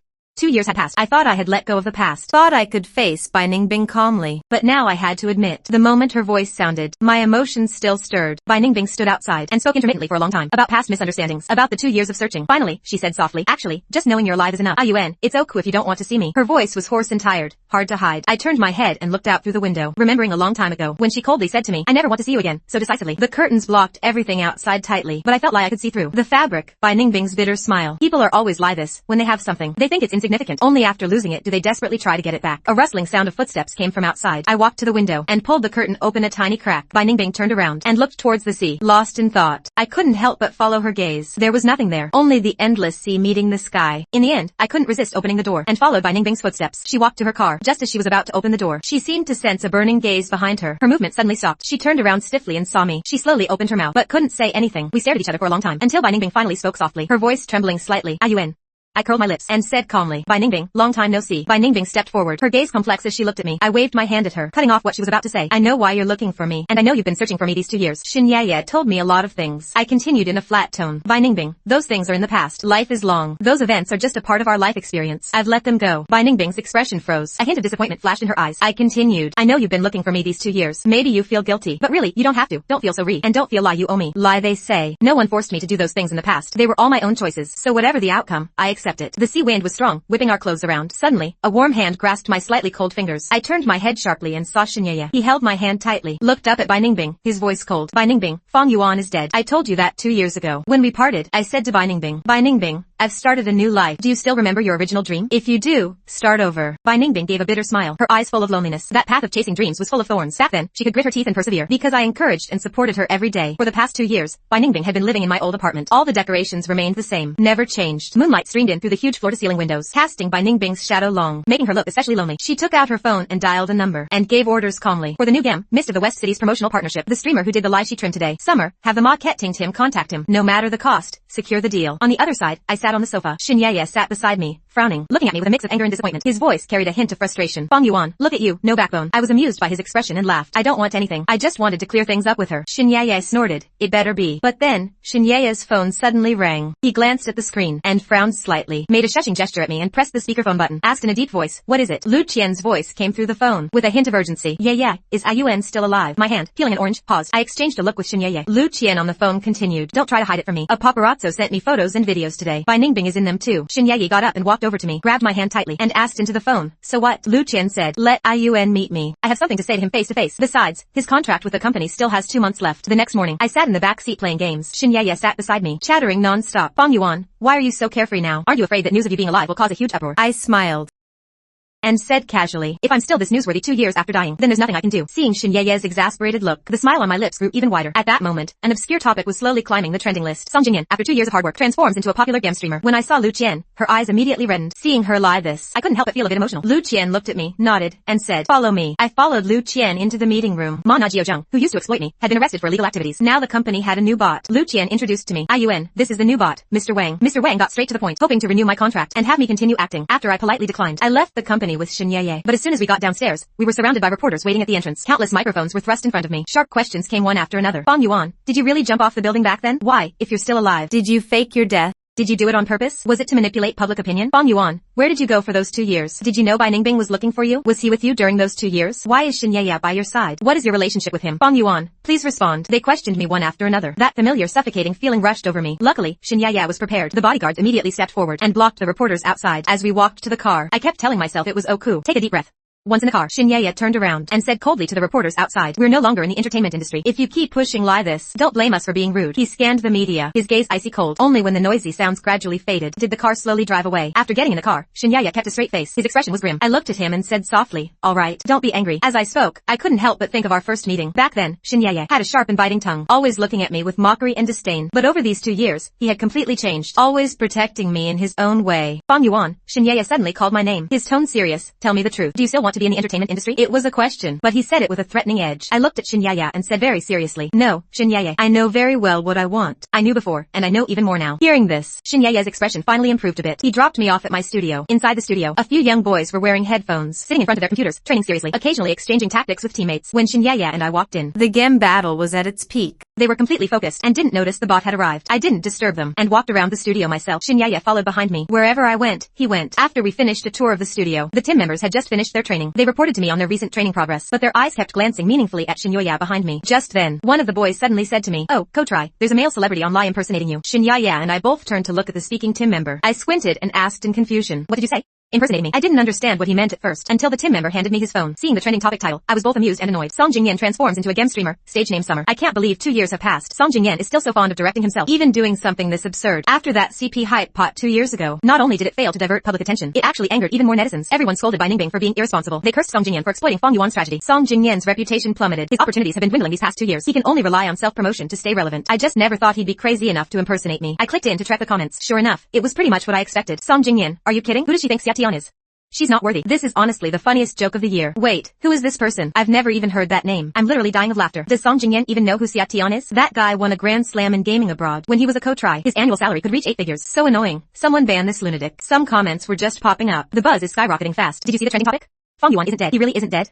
No way, is that true? Didn't they do a body identification back then? And the company made a public statement too. If you don't believe me, go search for it. Photos of him and Shen Yaya together. More real than gold. But I didn't keep looking at the trending topics about me. Shen Yaya and I are no longer in the industry. There's no need to pay attention to this stuff, and definitely no need to respond. I returned the phone to my teammate and said to Shen Yaya, "I've received a collaboration invitation from West City Mist's official Tim. I need to go to their company." Shen Yaya lazily slumped onto the sofa nearby, yawning. "I won't tag along with you. Be careful yourself." She had been busy since early morning. Now she's so sleepy her eyelids can barely stay open. I went to West City Mist's game company following the address in the text. Soon, someone came to greet me. I didn't miss the front desk receptionist. When she saw me, a flicker of surprise flashed in her eyes. I sat in the meeting room, looking through the glass window at the office area outside. I've been following West City Mist for a long time, since the day it started its beta test. I've been playing this game. It's somewhat similar to Sunset River we used to play together, but it has many more carefully designed little details. The graphics are also much more refined than Sunset River. Watching the busy employees outside, I couldn't help thinking, a newly established game company, able to achieve this level in such a short time. Its strength is certainly not to be underestimated. Suddenly, footsteps came from outside. I withdrew my gaze. The meeting room door was gently knocked twice. Then a woman in a professional suit walked in. She's the marketing director of West City Mist. She got straight to the point, stating she wanted to collaborate with me to promote the game West City Mist, and also hire me as a professional consultant for the game. I was silent for a moment, said I needed to go back and think about it. At that moment, Bai Ningbing was sitting in the next room, watching the live feed from the meeting room, with a complicated look in her eyes. After leaving the game company, I went straight back to the villa, collapsed onto the sofa.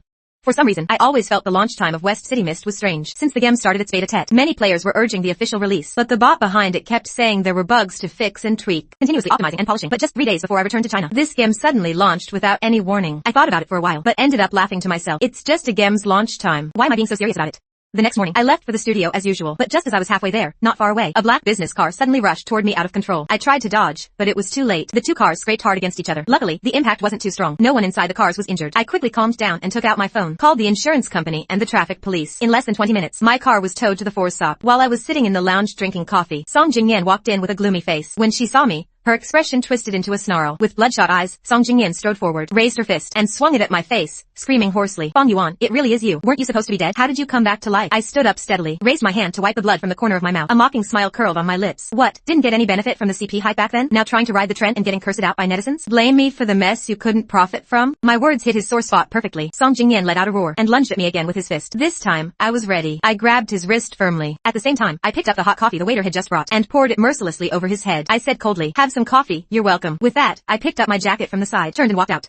But after just 2 steps, I ran straight into Bai Ningbing. Meeting her complicated eyes, I was momentarily stunned. Bai Ningbing's gaze held a hint of concern. She spoke softly. I heard you were in a car accident. I happened to be nearby, so I came to trek. I took a step back discreetly, keeping my distance, my tone cold and distant. Bai Ningbing, I told you, everything from the past is over. A trace of loneliness flickered in Bai Ningbing's eyes. She gave a faint smile.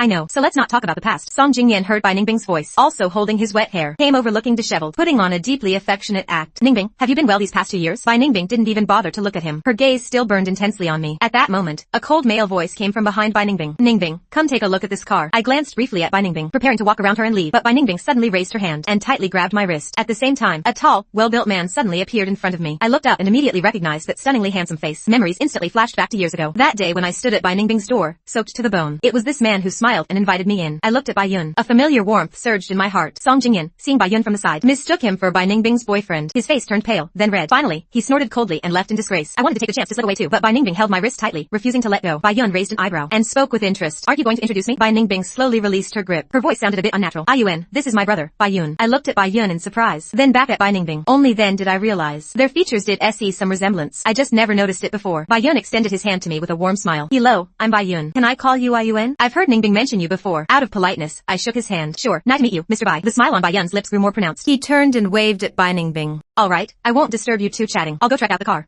You two talk. As soon as Bai Yun turned and left, an urgent voice came from outside the door. Fang Yuan. Xin Yaye hurried in, grabbing my shoulders. She pulled me around, checking me thoroughly, her face full of anxiety. I patted her hand and gently reassured her, I'm fine. It's just a minor scratch. Bai Ningbing stood to the side, watching us interact so naturally and intimately. My hand by my side clenched tight, knuckles white. Xin Yaye curled her lip, her tone a bit proud. Alright, if you're fine, come back with me. My dad's been talking about you for days. The old man's been waiting for you to play games with him. Xin Yaye took my hand and started to walk out. Only then did she notice Bai Ningbing standing nearby. She looked like a cat whose tail had been stepped on, instantly bristling, her tone hostile. Bai Ningbing, what are you doing here? Bai Ningbing looked at me and spoke calmly. Does that concern you? Xin Yaye's face instantly darkened, her tone icy. Bai Ningbing, I'll say it one more time. You better stay away from Ai Yun. With that, she took my hand and strode away without looking back. Back at the Shin family's old house, Shin Yaye's father, Old Master Shin, immediately came out of his study with a beaming smile, hurrying over to greet us. Ai Yun, you're finally back. I haven't had a good game in so long. It's just not the same without you. Shin Yaye snorted and dragged me upstairs. Play games? No way. She pulled me straight into her room. As soon as we entered, she pushed me onto the bed, staring at me intently, but remained silent for a long time. So long that I had to remind her, Shin Yaye. She finally looked up, staring at me seriously for a while, then calmly pulled me back up. Her voice a little hoarse. It's nothing. Let's go downstairs. After lunch, I played a few rounds of games with Old Master Shin, who was in high spirits, until my phone notification went off. I received an IMEO. I opened it. After reading the content, a smile I couldn't suppress spread across my face. I shouted excitedly toward the living room. Shin Yaye. Shin Yaye was sitting on the sofa not far away, holding a tablet, busy with something. Hearing my voice, she immediately put down the tablet, walked over quickly and asked curiously, what's up? I stood up excitedly, my voice full of joy. I got the qualification. My team passed the preliminaries. We can participate in this year's national gaming competition. Shin Yaye and Old Master Shin were both infected by my excitement, smiling with relief. Back at the studio, after finishing the celebration with my Tim, I suddenly remembered the collaboration offer from West City Mist. I picked up my phone and dialed that number. Hello? Is this West City Mist Game Company? This is Fang Yuan. The person on the other end was silent. I paused, then continued. It's like this. I need to prepare for a very important competition soon, so I might not be able to collaborate with your company. Thank you again for your and your company's recognition of me. Before I could finish, the line went dead with a beep. I looked at my phone screen, confused. Just then, a text message popped up. So Mr. Fong, something came up on my end. It's not convenient to talk on the phone. If you're willing, I can come to your studio tomorrow to meet you. Would that be okay? So I replied with the studio's address and meeting time. Early the next morning, I arrived at the studio early, waiting for the guest. A soft knock came from the door. I immediately stood up and hurried over to greet them. But when I opened the door, I froze. The person who came was Bai Ningbing. Bai Ningbing looked at me with sincere eyes. Ai Yun, I'm not here to bother you. I'm here to discuss a collaboration. I was stunned for a moment before it dawned on me what she meant. West City Mist was actually a game developed by her company. Only then did I finally understand what I had been overlooking. Back when we played Sunset River together, those design flaws I casually complained about had all been perfected in West City Mist. Bai Ningbing sat down in the chair next to me, but I immediately stood up and stepped back, my tone firm. Then you should know, I definitely won't collaborate with you. Bai Ningbing paused, then looked up, staring at me intently. This is a win-win situation. Why not? Our game just launched. We need promotion to increase our user base. Your team is participating in the national gaming competition. You also need a lot of financial support, right? Bai Ningbing was right. Participating in the national gaming competition requires a huge amount of money. After passing the preliminaries, the subsequent training, equipment, and venue all need funding. The savings I accumulated abroad for a professional Tim is just a drop in the bucket. I was silent for a moment. Bai Ningbing spoke softly again, her tone pleading. You did so much for me before. Just consider this me repaying you, Oku. Her words were like a fine needle, piercing my heart sharply, making it tremble. I stared at her blankly for 2 seconds, then spoke slowly. Bai Ningbing, I never wanted you to repay me. Never. Bai Ningbing smiled helplessly, her eyes full of bitterness. I know. I'm being childish, Oko. I stood there in silence for a long time, before speaking word by word. Bai Ningbing, it's been 2 years. There's a poem that says, the setting sun is infinitely beautiful, but it's only near dusk. Maybe you've only just realized now that I once truly loved you. Maybe you've discovered all the futile things I did for you, and you feel moved, feel indebted. I paused, meeting her eyes calmly, as openly as if facing an old friend I hadn't seen in years. But Bai Ningbing, for me, from the moment I jumped off that rooftop, everything was completely over. Let it go. I don't need you to repay me anything, and I don't need your help. I'm doing well now. You should go. I won't see you out. With that, I turned and walked toward my office. Bai Ningbing stood up, watching my back, her voice trembling slightly. She spoke with difficulty. Even just a collaboration isn't possible. If you don't want to see me, I can have someone else handle this project. My hand was on the office door handle. My steps didn't pause. My tone was indifferent. My company has no intention of collaborating with yours. Please leave. Bai Ningbing watched me gently close the office door, her brows furrowed tightly, her eyes full of disappointment. After she chose to retire from the industry 2 years ago, she went to that island where I once stayed. For the first 6 months, she aimlessly searched for traces of me, while frantically learning SOP-K programming and game development. After I left, she began to obsessively recall the days we played games together. Every word I said echoed repeatedly in her mind. Bai Ningbing told herself she had to create a game that would satisfy me. I had given everything for her acting dream, sacrificed silently. She should also work hard for what I lopped. Once, Bai Ningbing filled her schedule to the brim, leaving herself no room to breathe. She didn't dare to stop or allow herself a moment of fry time, because the moment she stopped, she would inevitably think of me, and a sharp pain would spread through her heart. Bai Ningbing left my studio looking dejected. When she got home, Bai Yun was walking out of the study with a thick stack of documents. Seeing Bai Ningbing, Bai Yun smiled and said, "You're back, just in time to get ready for dinner." Bai Ningbing looked at her brother, hesitated for a long time before finally asking, "Brother, have you ever been in law?" Bai Yun was stunned for a moment, then quickly recovered and laughed. "Your brother is almost 30. Of course I've been in law." Bai Ningbing nodded, and didn't press further, but Bai Yun looked at her with interest and raised an eyebrow. "What? Trying to chase someone and don't know how?" Bai Ningbing picked up the glass of water on the table and took a sip. Remaining silent, Bai Yun put the documents down on the table and looked at her meaningfully. "When it comes to the people and things we care about, we always get lost in panic. My advice to you is to just be yourself. Don't let your emotions lead you by the nose. Let's eat." That night, Bai Ningbing lay in bed. Bai Yun's words echoed repeatedly in her mind. After a long time, she suddenly remembered what I said to her that day at the beach. "Bai Ningbing, do you still remember your dream?" "Start over." Bai Ningbing watched us outside with regret, lost in thought for a very long time. The next morning, she dialed a number she hadn't called in a long time. Since we parted at my studio that day, Bai Ningbing hadn't appeared in front of me for a long time. So long that I occasionally thought back to that scene, and wondered if it was just my imagination. But I kept receiving things Bai Ningbing sent over. Sometimes it was all kinds of snacks. Sometimes it was scenic postcards from around the world. And sometimes it was letters written by Bai Ningbing herself. Time seemed to have truly turned back. But our roles were completely reversed. I didn't have the time or energy to play tug-of-war with her. No matter what Bai Ningbing sent, I ignored it all. Those letters and postcards, I had my assistant put them all in a small box, locked away in the back of a drawer. As for the food, it all went to the team members in the studio. Sometimes the team members would tease me. "Go try, Sister Shin is so nice. Always sending you stuff. Just give in already. Agree to be with her." Whenever that happened, I would think of Shin Yeye, that sharp-tongued but soft-hearted woman. Shin Yeye hadn't shown up for a long time either. I couldn't even get through to her phone. I went to the Shin family's old house twice, but old Master Shin didn't see Shin Yeye either. I sat by the window and dialed Shin Yeye's number again. The cold tone still came from the receiver. No answer. I left a voicemail as prompted. "Shin Yaya, where are you?" The other end of the line was silent. No response at all. But my heart felt like a piece had suddenly gone missing, empty and a little painful. Although I was far away abroad these past 2 years, Shin Yaya flew over almost every week to see me, without fail. The alarm clock suddenly rang. I stood up and looked at the team members, already ready to go outside. The team members shouted in unison, "Go try. Should we start now?" I put down my phone and took a deep breath and said in a low voice, "Let's begin." This was the first training session for the national gaming competition, and it would determine which team we would face first in the official matches. So we had to give it our all and take it seriously. 2 hours later, the training session ended. Everyone let out a long sigh of relief, with het pie expressions. I smiled in satisfaction and encouraged them. "Great performance. Keep it up." 3 months passed in the blink of an eye. Shin Yaya had vanished without a trace, like she disappeared from the face of the earth. Meanwhile, Bai Ningbing had reemerged into the public eye, but this time, not as an actress, but as a new director. In an interview with reporters, Bai Ningbing looked into the camera and said with firm eyes, "I used to be a very aloof person, so much that I miss the most precious people and things in my life. Now, I want to get them back. I hope it's not too late." But I was completely unaware of all this. As the competition drew closer, I started to feel nervous and anxious. On the other hand, Shin Yaya had been gone for too long. I often dreamed that something had happened to her, and then woke up with a start, covered in cold sweat. There's no denying it. Shin Yeye had already become an indispensable part of my life. I simply didn't have the time or energy to pay attention to these external matters. That day, after finishing training with the team, I received an anonymous package. I opened it. Inside was a letter. It was from Shin Yeye. I opened the package. Inside were 2 play tickets. The play was called The Wounded Summer. I stared at the tickets for a long time. I searched for it on the computer. Only then did I realize this play was directed by Bai Ningbing. So that's where Bai Ningbing had been. She'd been busy directing this play all this time. She wrote the script herself. It was the she-to-re of her and me. My mom held those 2 play tickets. In the end, she put them away in the drawer. A long time passed again. I took out my phone and called Shin Yaya once more. This time, the ringtone suddenly rang from outside the office door. I couldn't believe it as I looked at the door. My heart started pounding uncontrollably. I stood up. Step by step, I walked toward the door. Slowly, I pushed it open. Shin Yaya was pulling a huge suitcase, standing gracefully at the door. I stared blankly at Shin Yaya. For a long time, I couldn't snap out of it. She had lost a lot of weight, but her eyes still held that familiar boldness. In that moment, my mind raced like a slideshow, flashing through countless memories of her. The worry and fear I'd been holding in my chest finally burst out completely in that instant. My eyes instantly turned red. I couldn't hold back anymore. I stepped forward and hugged Shin Yaya tightly. No one knew how worried and scared I'd been during this time. Suddenly, I grabbed her shoulders and pushed her away. My eyes red, I shouted, "Shin Yeye, why didn't you answer your phone? Do you know I was about to call the police?" In all this time we'd been together, I'd always been gentle. I had no temper, no matter how sharp Shin Yeye's tongue was, or how harsh her words, or how extreme her actions. I'd never yelled at her like this before.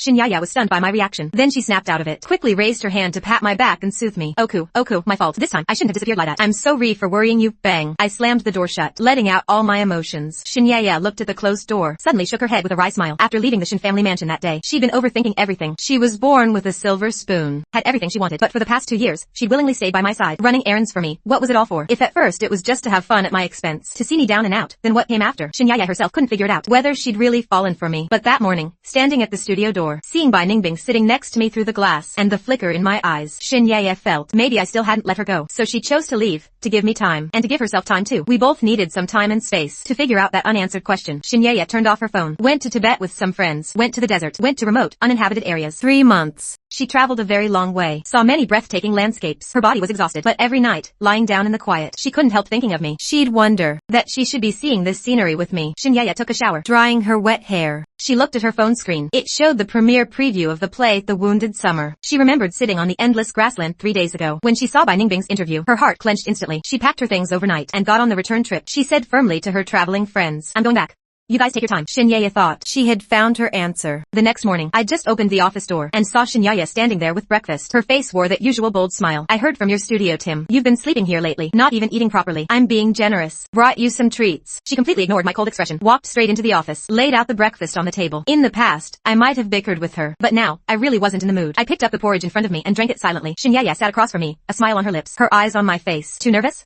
Didn't sleep well? Your dark circles are pretty obvious." I rubbed my eyes subconsciously, seeing me lie this. She gently comforted, "It's okay, don't be nervous. You have to believe in your own strength. You came from a professional training camp abroad. There aren't many in the country who can beat you. Tonight, I'll take you to relax." In the evening, I sat in Xin Yaya's passenger seat, looking at the art museum outside the window. I asked stiffly, "Xin Yaya, why are you bringing me here?" Xin Yaya shrugged casually. "To watch a play, of course." The theater in the art museum was already half full. This was Bai Ningbing's first play since her return. Putting everything else aside, Bai Ningbing's professional skills were always top-notch, and this was her debut performance. So naturally, people were eager to see it. I followed Xin Yaya to the second row, center seat. The play hadn't started yet. The curtain was closed. We couldn't see anything inside. After a while, with the announcer's loud introduction, the curtain slowly opened. The male actor on stage didn't look like me, but his costume was an exact replica of me from 7 years ago. Even the earring I used to wear was identical. My hands on my lap clenched unconsciously. That actor was portraying the old me. Bai Ningbing had adapted many scenes to be more dramatic, but everyone there could see this was about my past with her. Finally, Bai Ningbing stood center stage, as if completely immersed in the shitari, yet also as if detached from it. Her gaze swept through the crowd and landed precisely on me. Her voice choked with emotion. "I know you're going to leave. I know I can't keep you, but just passing through my life is already the most beautiful encounter." The curtain slowly fell. The theater plunged into darkness for a few seconds. No one made a sound during those seconds. Everything fell silent. After the silence, thunderous applause suddenly erupted. Some audience members whispered, "That was so well acted." Another day of crying over Fong Yuan and Bai Ningbing's shitari. The audience behind us got up and filed out, but I remained seated, feeling heavy. After a long time, only Xin Yaya and I were left in the theater. Bai Ningbing slowly walked out from backstage, stood at the front of the stage, across a row of seats. Her gaze rested lightly on me. She called softly, "Ayuan." This time, Xin Yaya didn't bristle or stop me. She knew some things I had to face myself, to accept that past and everything that happened. I slowly stood up, clenched my hands at my sides, looked at Bai Ningbing, forced a calm smile, sincerely praised, "Bai Ningbing, your acting is still as good as ever. You'll do even better in the future. I wish you happiness." With that, I nodded to her, turned and walked toward the door. Xin Yaya immediately got up and followed, but I didn't get in the car. Instead, I walked straight ahead, past it. Xin Yaya watched my back, couldn't help calling out, "Fong Yuan." I stopped in my tracks. I didn't know when. My eyes had already turned red. I took a deep breath to calm myself, turned to look at her, my voice trembling slightly. "Xin Yaya, what do you take me for? A thing to be passed around?" I let out a bitter laugh. "Right, you always thought messing with me was fun." Hearing this, Xin Yaya realized I misunderstood. She quickly walked up to me, grabbed my hand tightly, putting aside her usual playfulness. Her eyes were deadly serious as she looked at me. "Fong Yuan, we've known each other so long. I think I know you well. But do you? Do you know yourself? You always say you've moved on, but when you receive something from her, you still space out. You hesitate. You've never truly faced that past, have you?" After boarding the plane to Beijing, I fell asleep quickly. In my dream, I saw Xin Yaya again. She was saying the same things in that same tone, but Xin Yaya didn't know. During the time she was gone, I'd already figured out my own feelings. That past had indeed left an indelible mark on my heart, but I never thought I couldn't face anyone. Haven't we all loved a few wrong people in life? The plane landed smoothly. I slowly opened my eyes, first looked at the empty seat next to me, then looked toward the far corner. Xin Yaya, wearing a mask and cap, sat cramped in the economy class seat, staring straight at me. She'd been huffing earlier, saying she wouldn't come, but in the end, she secretly followed. I stood up and led the Tim out. Xin Yaya quietly got up too, following behind us. The day after arriving in Beijing, the Tim entered closed training, cut off all contact with the outside world. Before turning off my phone, I sent Xin Yaya a message. "Xin Yaya, after the competition, I'll tell you my answer." When Xin Yaya got the message, she was sitting in the car, spacing out. Seeing the words on the screen, she suddenly smiled. The gloom in her eyes vanished. Just then, Bai Ningbing's image appeared on a roadside screen. The once aloof and proud actress seemed to have completely changed after her return. If before, Bai Ningbing only cared about her acting dreams, dreams. Now, her eyes were only on me. For me, she would do things she never would have before, like personally leading the development of a game, or, to see me, volunteering to be the ambassador for this game competition. I knew Bai Ningbing developed West City Mist. After that, I guess I'd see her at the competition. I just didn't expect her to appear as the ambassador, not as the game company's bot. In the restaurant, Bai Ningbing held a glass of red wine, walked slowly to me, her gaze gentle. Ayuan, I wish you success in the competition. I picked up my glass, clinked it lightly with hers, softly said, thanks. I took a sip, then called the team members to sit down. The young team members looked at me, then at Bai Ningbing, their eyes full of vigilance. Bai Ningbing sat across from me several times, opened her mouth to speak, but a team member jumped in first. Ko try, this chicken wing is amazing. Want to try some? Ko try, this bread is so soft. Have a piece. Ko try, my pasta is incredible. I'll eat some with you. I glanced at them. The young guys immediately shut up, and ate obediently. I knew they were trying to help me. I looked at Bai Ningbing, smiled apologetically. Sorry, they're still young. Don't mind them. Bai Ningbing was taken aback, then shook her head lightly. It's fine. I didn't say anything more, just focused on eating. After the meal, I went for a walk in the resort garden. Just as I turned to go back, I ran into Bai Ningbing again. She was holding a bouquet of yellow roses. Called out from a distance, Ayuan. I stood still. Bai Ningbing slowly approached, her voice low as she spoke. It seems I've never properly apologized to you, but I really want to say I'm sorry. My eyes rested on her face, clearly seeing her romantic, peach blossom eyes, filled with regret and guilt. It was clear she was genuinely apologizing this time. I didn't know, Feng Yuan. I didn't know you suffered so much back then. I smiled lightly, cutting her off. Bai Ningbing, I accept your apology, but none of that was forced on me by you. They were all my own choices, weren't they? Bai Ningbing's expression froze. Looking at my face, her heart ached, her voice trembling. Is there really no chance for us anymore? I shifted my gaze to the yellow roses in her hand. If I remember correctly, the meaning of yellow roses is apology, but another meaning is lost lot. I spoke again slowly, my tone calm but firm. Bai Ningbing, look forward. With that, I walked straight ahead, passing by her, but I'd only taken 2 steps when I heard a dull thud behind me. I spun around, and saw Bai Ningbing collapsed on the ground, unconscious. Her hand was clutching her stomach. Her face was as pale as paper. Ko try. The team members rushed over. A few of the younger ones stood helplessly, looking at her on the ground, their eyes full of panic. I quickly stepped forward and crouched down, gently brushed the damp hair from Bai Ningbing's forehead. Her skin felt ice cold. Don't panic, I said firmly, dialing the emergency number on my phone. I instructed the team leader, Xiaoyu. You and 2 others stay here. I'll go with the ambulance to the hospital. Everyone else, go back to the training base. Continue training as planned. Don't get distracted. Xiaoyu nodded firmly. The team members, though worried, obediently split into 2 groups. Some stayed behind. Others followed the assistant Ko try back to the base. Xin Yeye had somehow arrived too. She just parked and saw this. Walked quickly to my side, frowning. What happened? I don't know. She suddenly collapsed. I've already called an ambulance. As I finished, the sound of sirens approached in the distance. When the ambulance arrived, the medics quickly lifted Bai Ningbing onto a stretcher. I was about to get on. Xin Yeye grabbed me. I'll go with you. The base. I've already sent my assistant to check on it.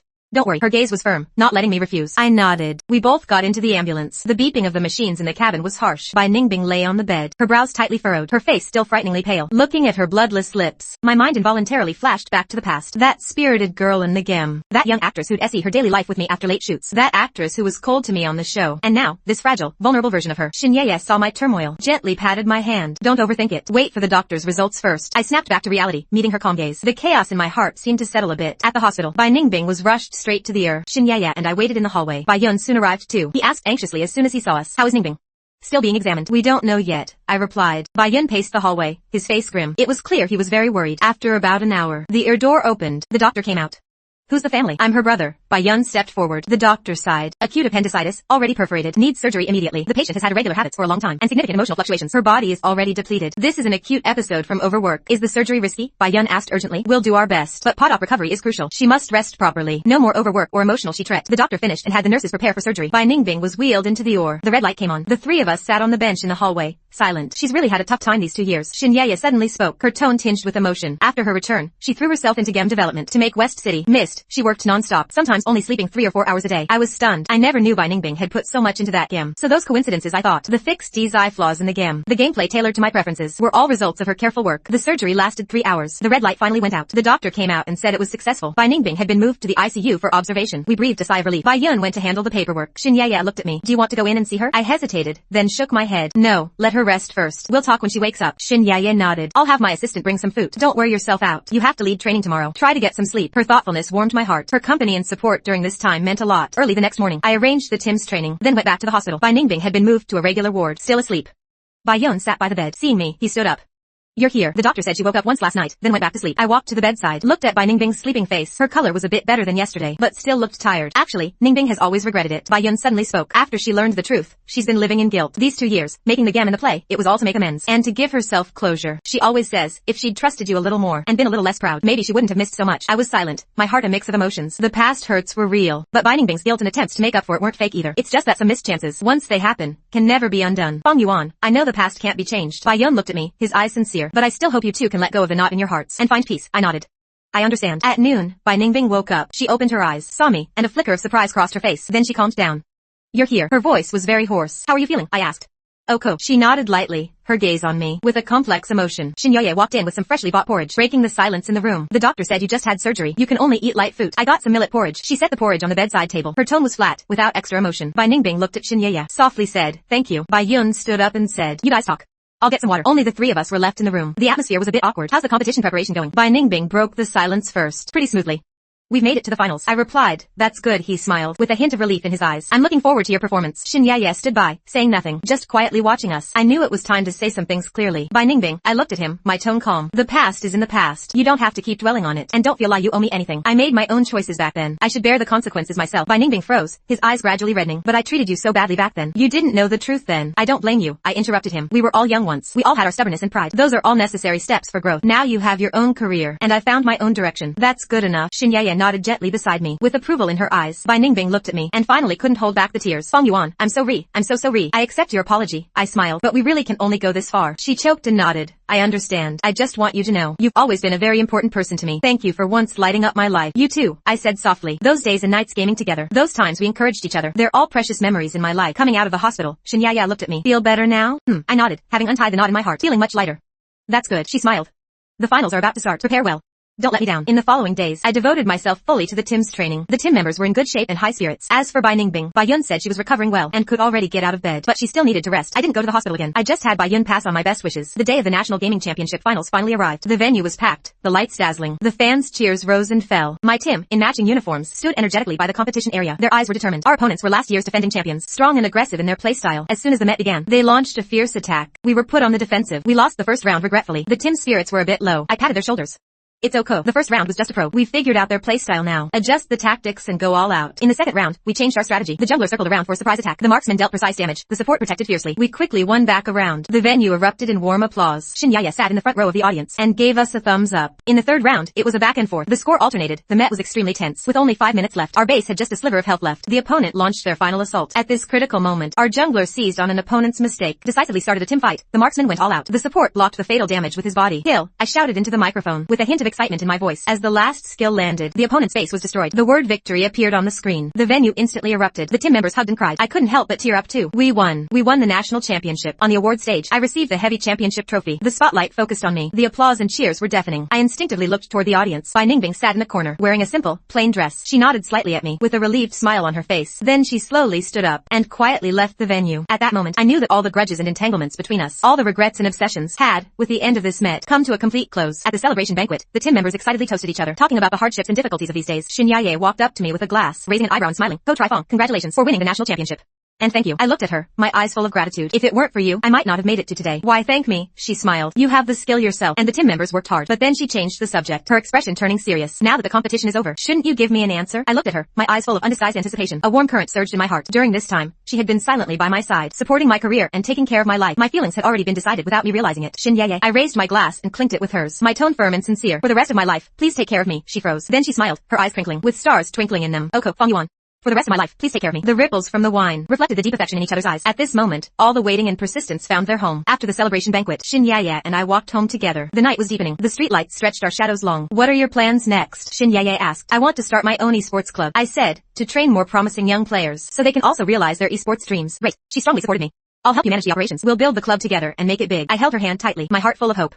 With her by my side, I believed I could overcome any difficulty. Over the next few months, we began preparing for the esports club, finding a venue, hiring staff, selecting players. Everything was proceeding in an orderly manner. With her excellent business acumen and network, Shin Ye secured a lot of sponsorships for the club, solving the funding problem. After Bai Ningbing was discharged from the hospital, she threw herself into film production. After transitioning to a director, her first film, Us in Time, attracted a lot of attention. The film tells the story of a young couple on their journey to chase their dreams, meeting, falling in love, missing each other, and reuniting. The plot was delicate and moving, the visuals beautiful. After its release, it was a hit both critically and commercially, winning numerous awards. Shin Ye and I also went to the cinema to watch it. As we walked out of the theater, Shin Ye looked at me. What did you think? Very touching. I said, he's very talented. The Shitari in the film reminded me of my past with Bai Ningbing, but we didn't have a reunion ending lie in the Mu 6. But I have no regrets, because I've already found my own happiness. 6 months later, my esports club was officially established, named Dream Chaser. On opening day, many esports veterans and media reporters came. Bai Ningbing also sent an assistant with a flower basket, attached with a card that read, wishing the Dream Chaser club all the best. Feng Yuan, may you have a bright future. I looked at the card and smiled, and had the assistant place the flower basket properly. The past was in the past. Now we are both striving in our respective fields. That's enough. The club operated smoothly. The selected players were all very promising. Under Shin Ye's management, all the work was well organized. I focused on training the players. With my rich experience and professional guidance, the players' skills improved quickly. They achieved good results in several small competitions. Occasionally, I would see news about Bingbing. She had a new suitor by her side, a renowned scholar, gentle and refined, with profound knowledge. The two met at a charity event. They shared similar interests and got along very harmoniously. In the news, Bingbing smiled gently and happily, a smile of ease and relief I had never seen before. When Shinyaya saw these news reports, she would smile and say to me, "Look, she's found her happiness too." I nodded, genuinely het pie for her in my heart. A year later, at a charity gala, Shinyaya and I attended as representatives of Dream Chaser Club. At the gala, I unexpectedly ran into Bingbing and her partner. She was wearing an elegant gown, with a gentle and composed demeanor. Seeing us, she smiled and came over to greet us. "Fang Yuan, Miss Shin, long time no see." "Long time no see, Bingbing," I replied with a smile. Shinyaya also said generously, "Bingbing, congratulations on winning another big award recently." "Thank you." Bingbing smiled and pointed to the man beside her. "Let me introduce you. This is my husband, Linja." Linja smiled politely at us. "Hello. I've often heard Bingbing mention you." "Hello, Mr. Lin." We also greeted him. There was no awkwardness, no resentment, only the calm and relief of a reunion after a long separation. We talked about our respective lives, about the days we used to game together, about the growth and changes over the years. Bingbing said that she rarely thought about the unpleasant past anymore. She just wanted to cherish the happiness of the present. Linja looked at her gently, his eyes full of adoration. "Time flies." Bingbing sighed. "Remember back in the game, we climbed from bronze to king together. I really missed those days." "Yeah," I said with a smile. "Those are all precious memories." Halfway through the gala, Bingbing pulled Linja over to Shinyaya and me, and said with a smile, "Fang Yuan, Miss Shin, Linja and I are getting married. We hope you can come to our wedding." "Congratulations," Shinyaya and I said in unison. "We'll definitely be there." Seeing Bingbing's het pie look, my heart was clear and calm. Some people meet us to teach us to grow. Some stories leave regrets to make us cherish the present more. The Shitari of Fang Yuan and Bingbing had already ended, but the lives of Fang Yuan and Shinyaya were just beginning a new chapter. Bingbing's wedding was simple but very warm. Only close friends and family were invited. There wasn't much media hype. Shinyaya and I arrived as promised, and gave our blessings. At the wedding, Bingbing wore a white wedding dress, holding Linja's arm, her eyes full of happiness. When the pastor asked if she was willing to marry Linja, she answered without hesitation, "I do." At that moment, I knew she had truly let go of the past, and started a new life.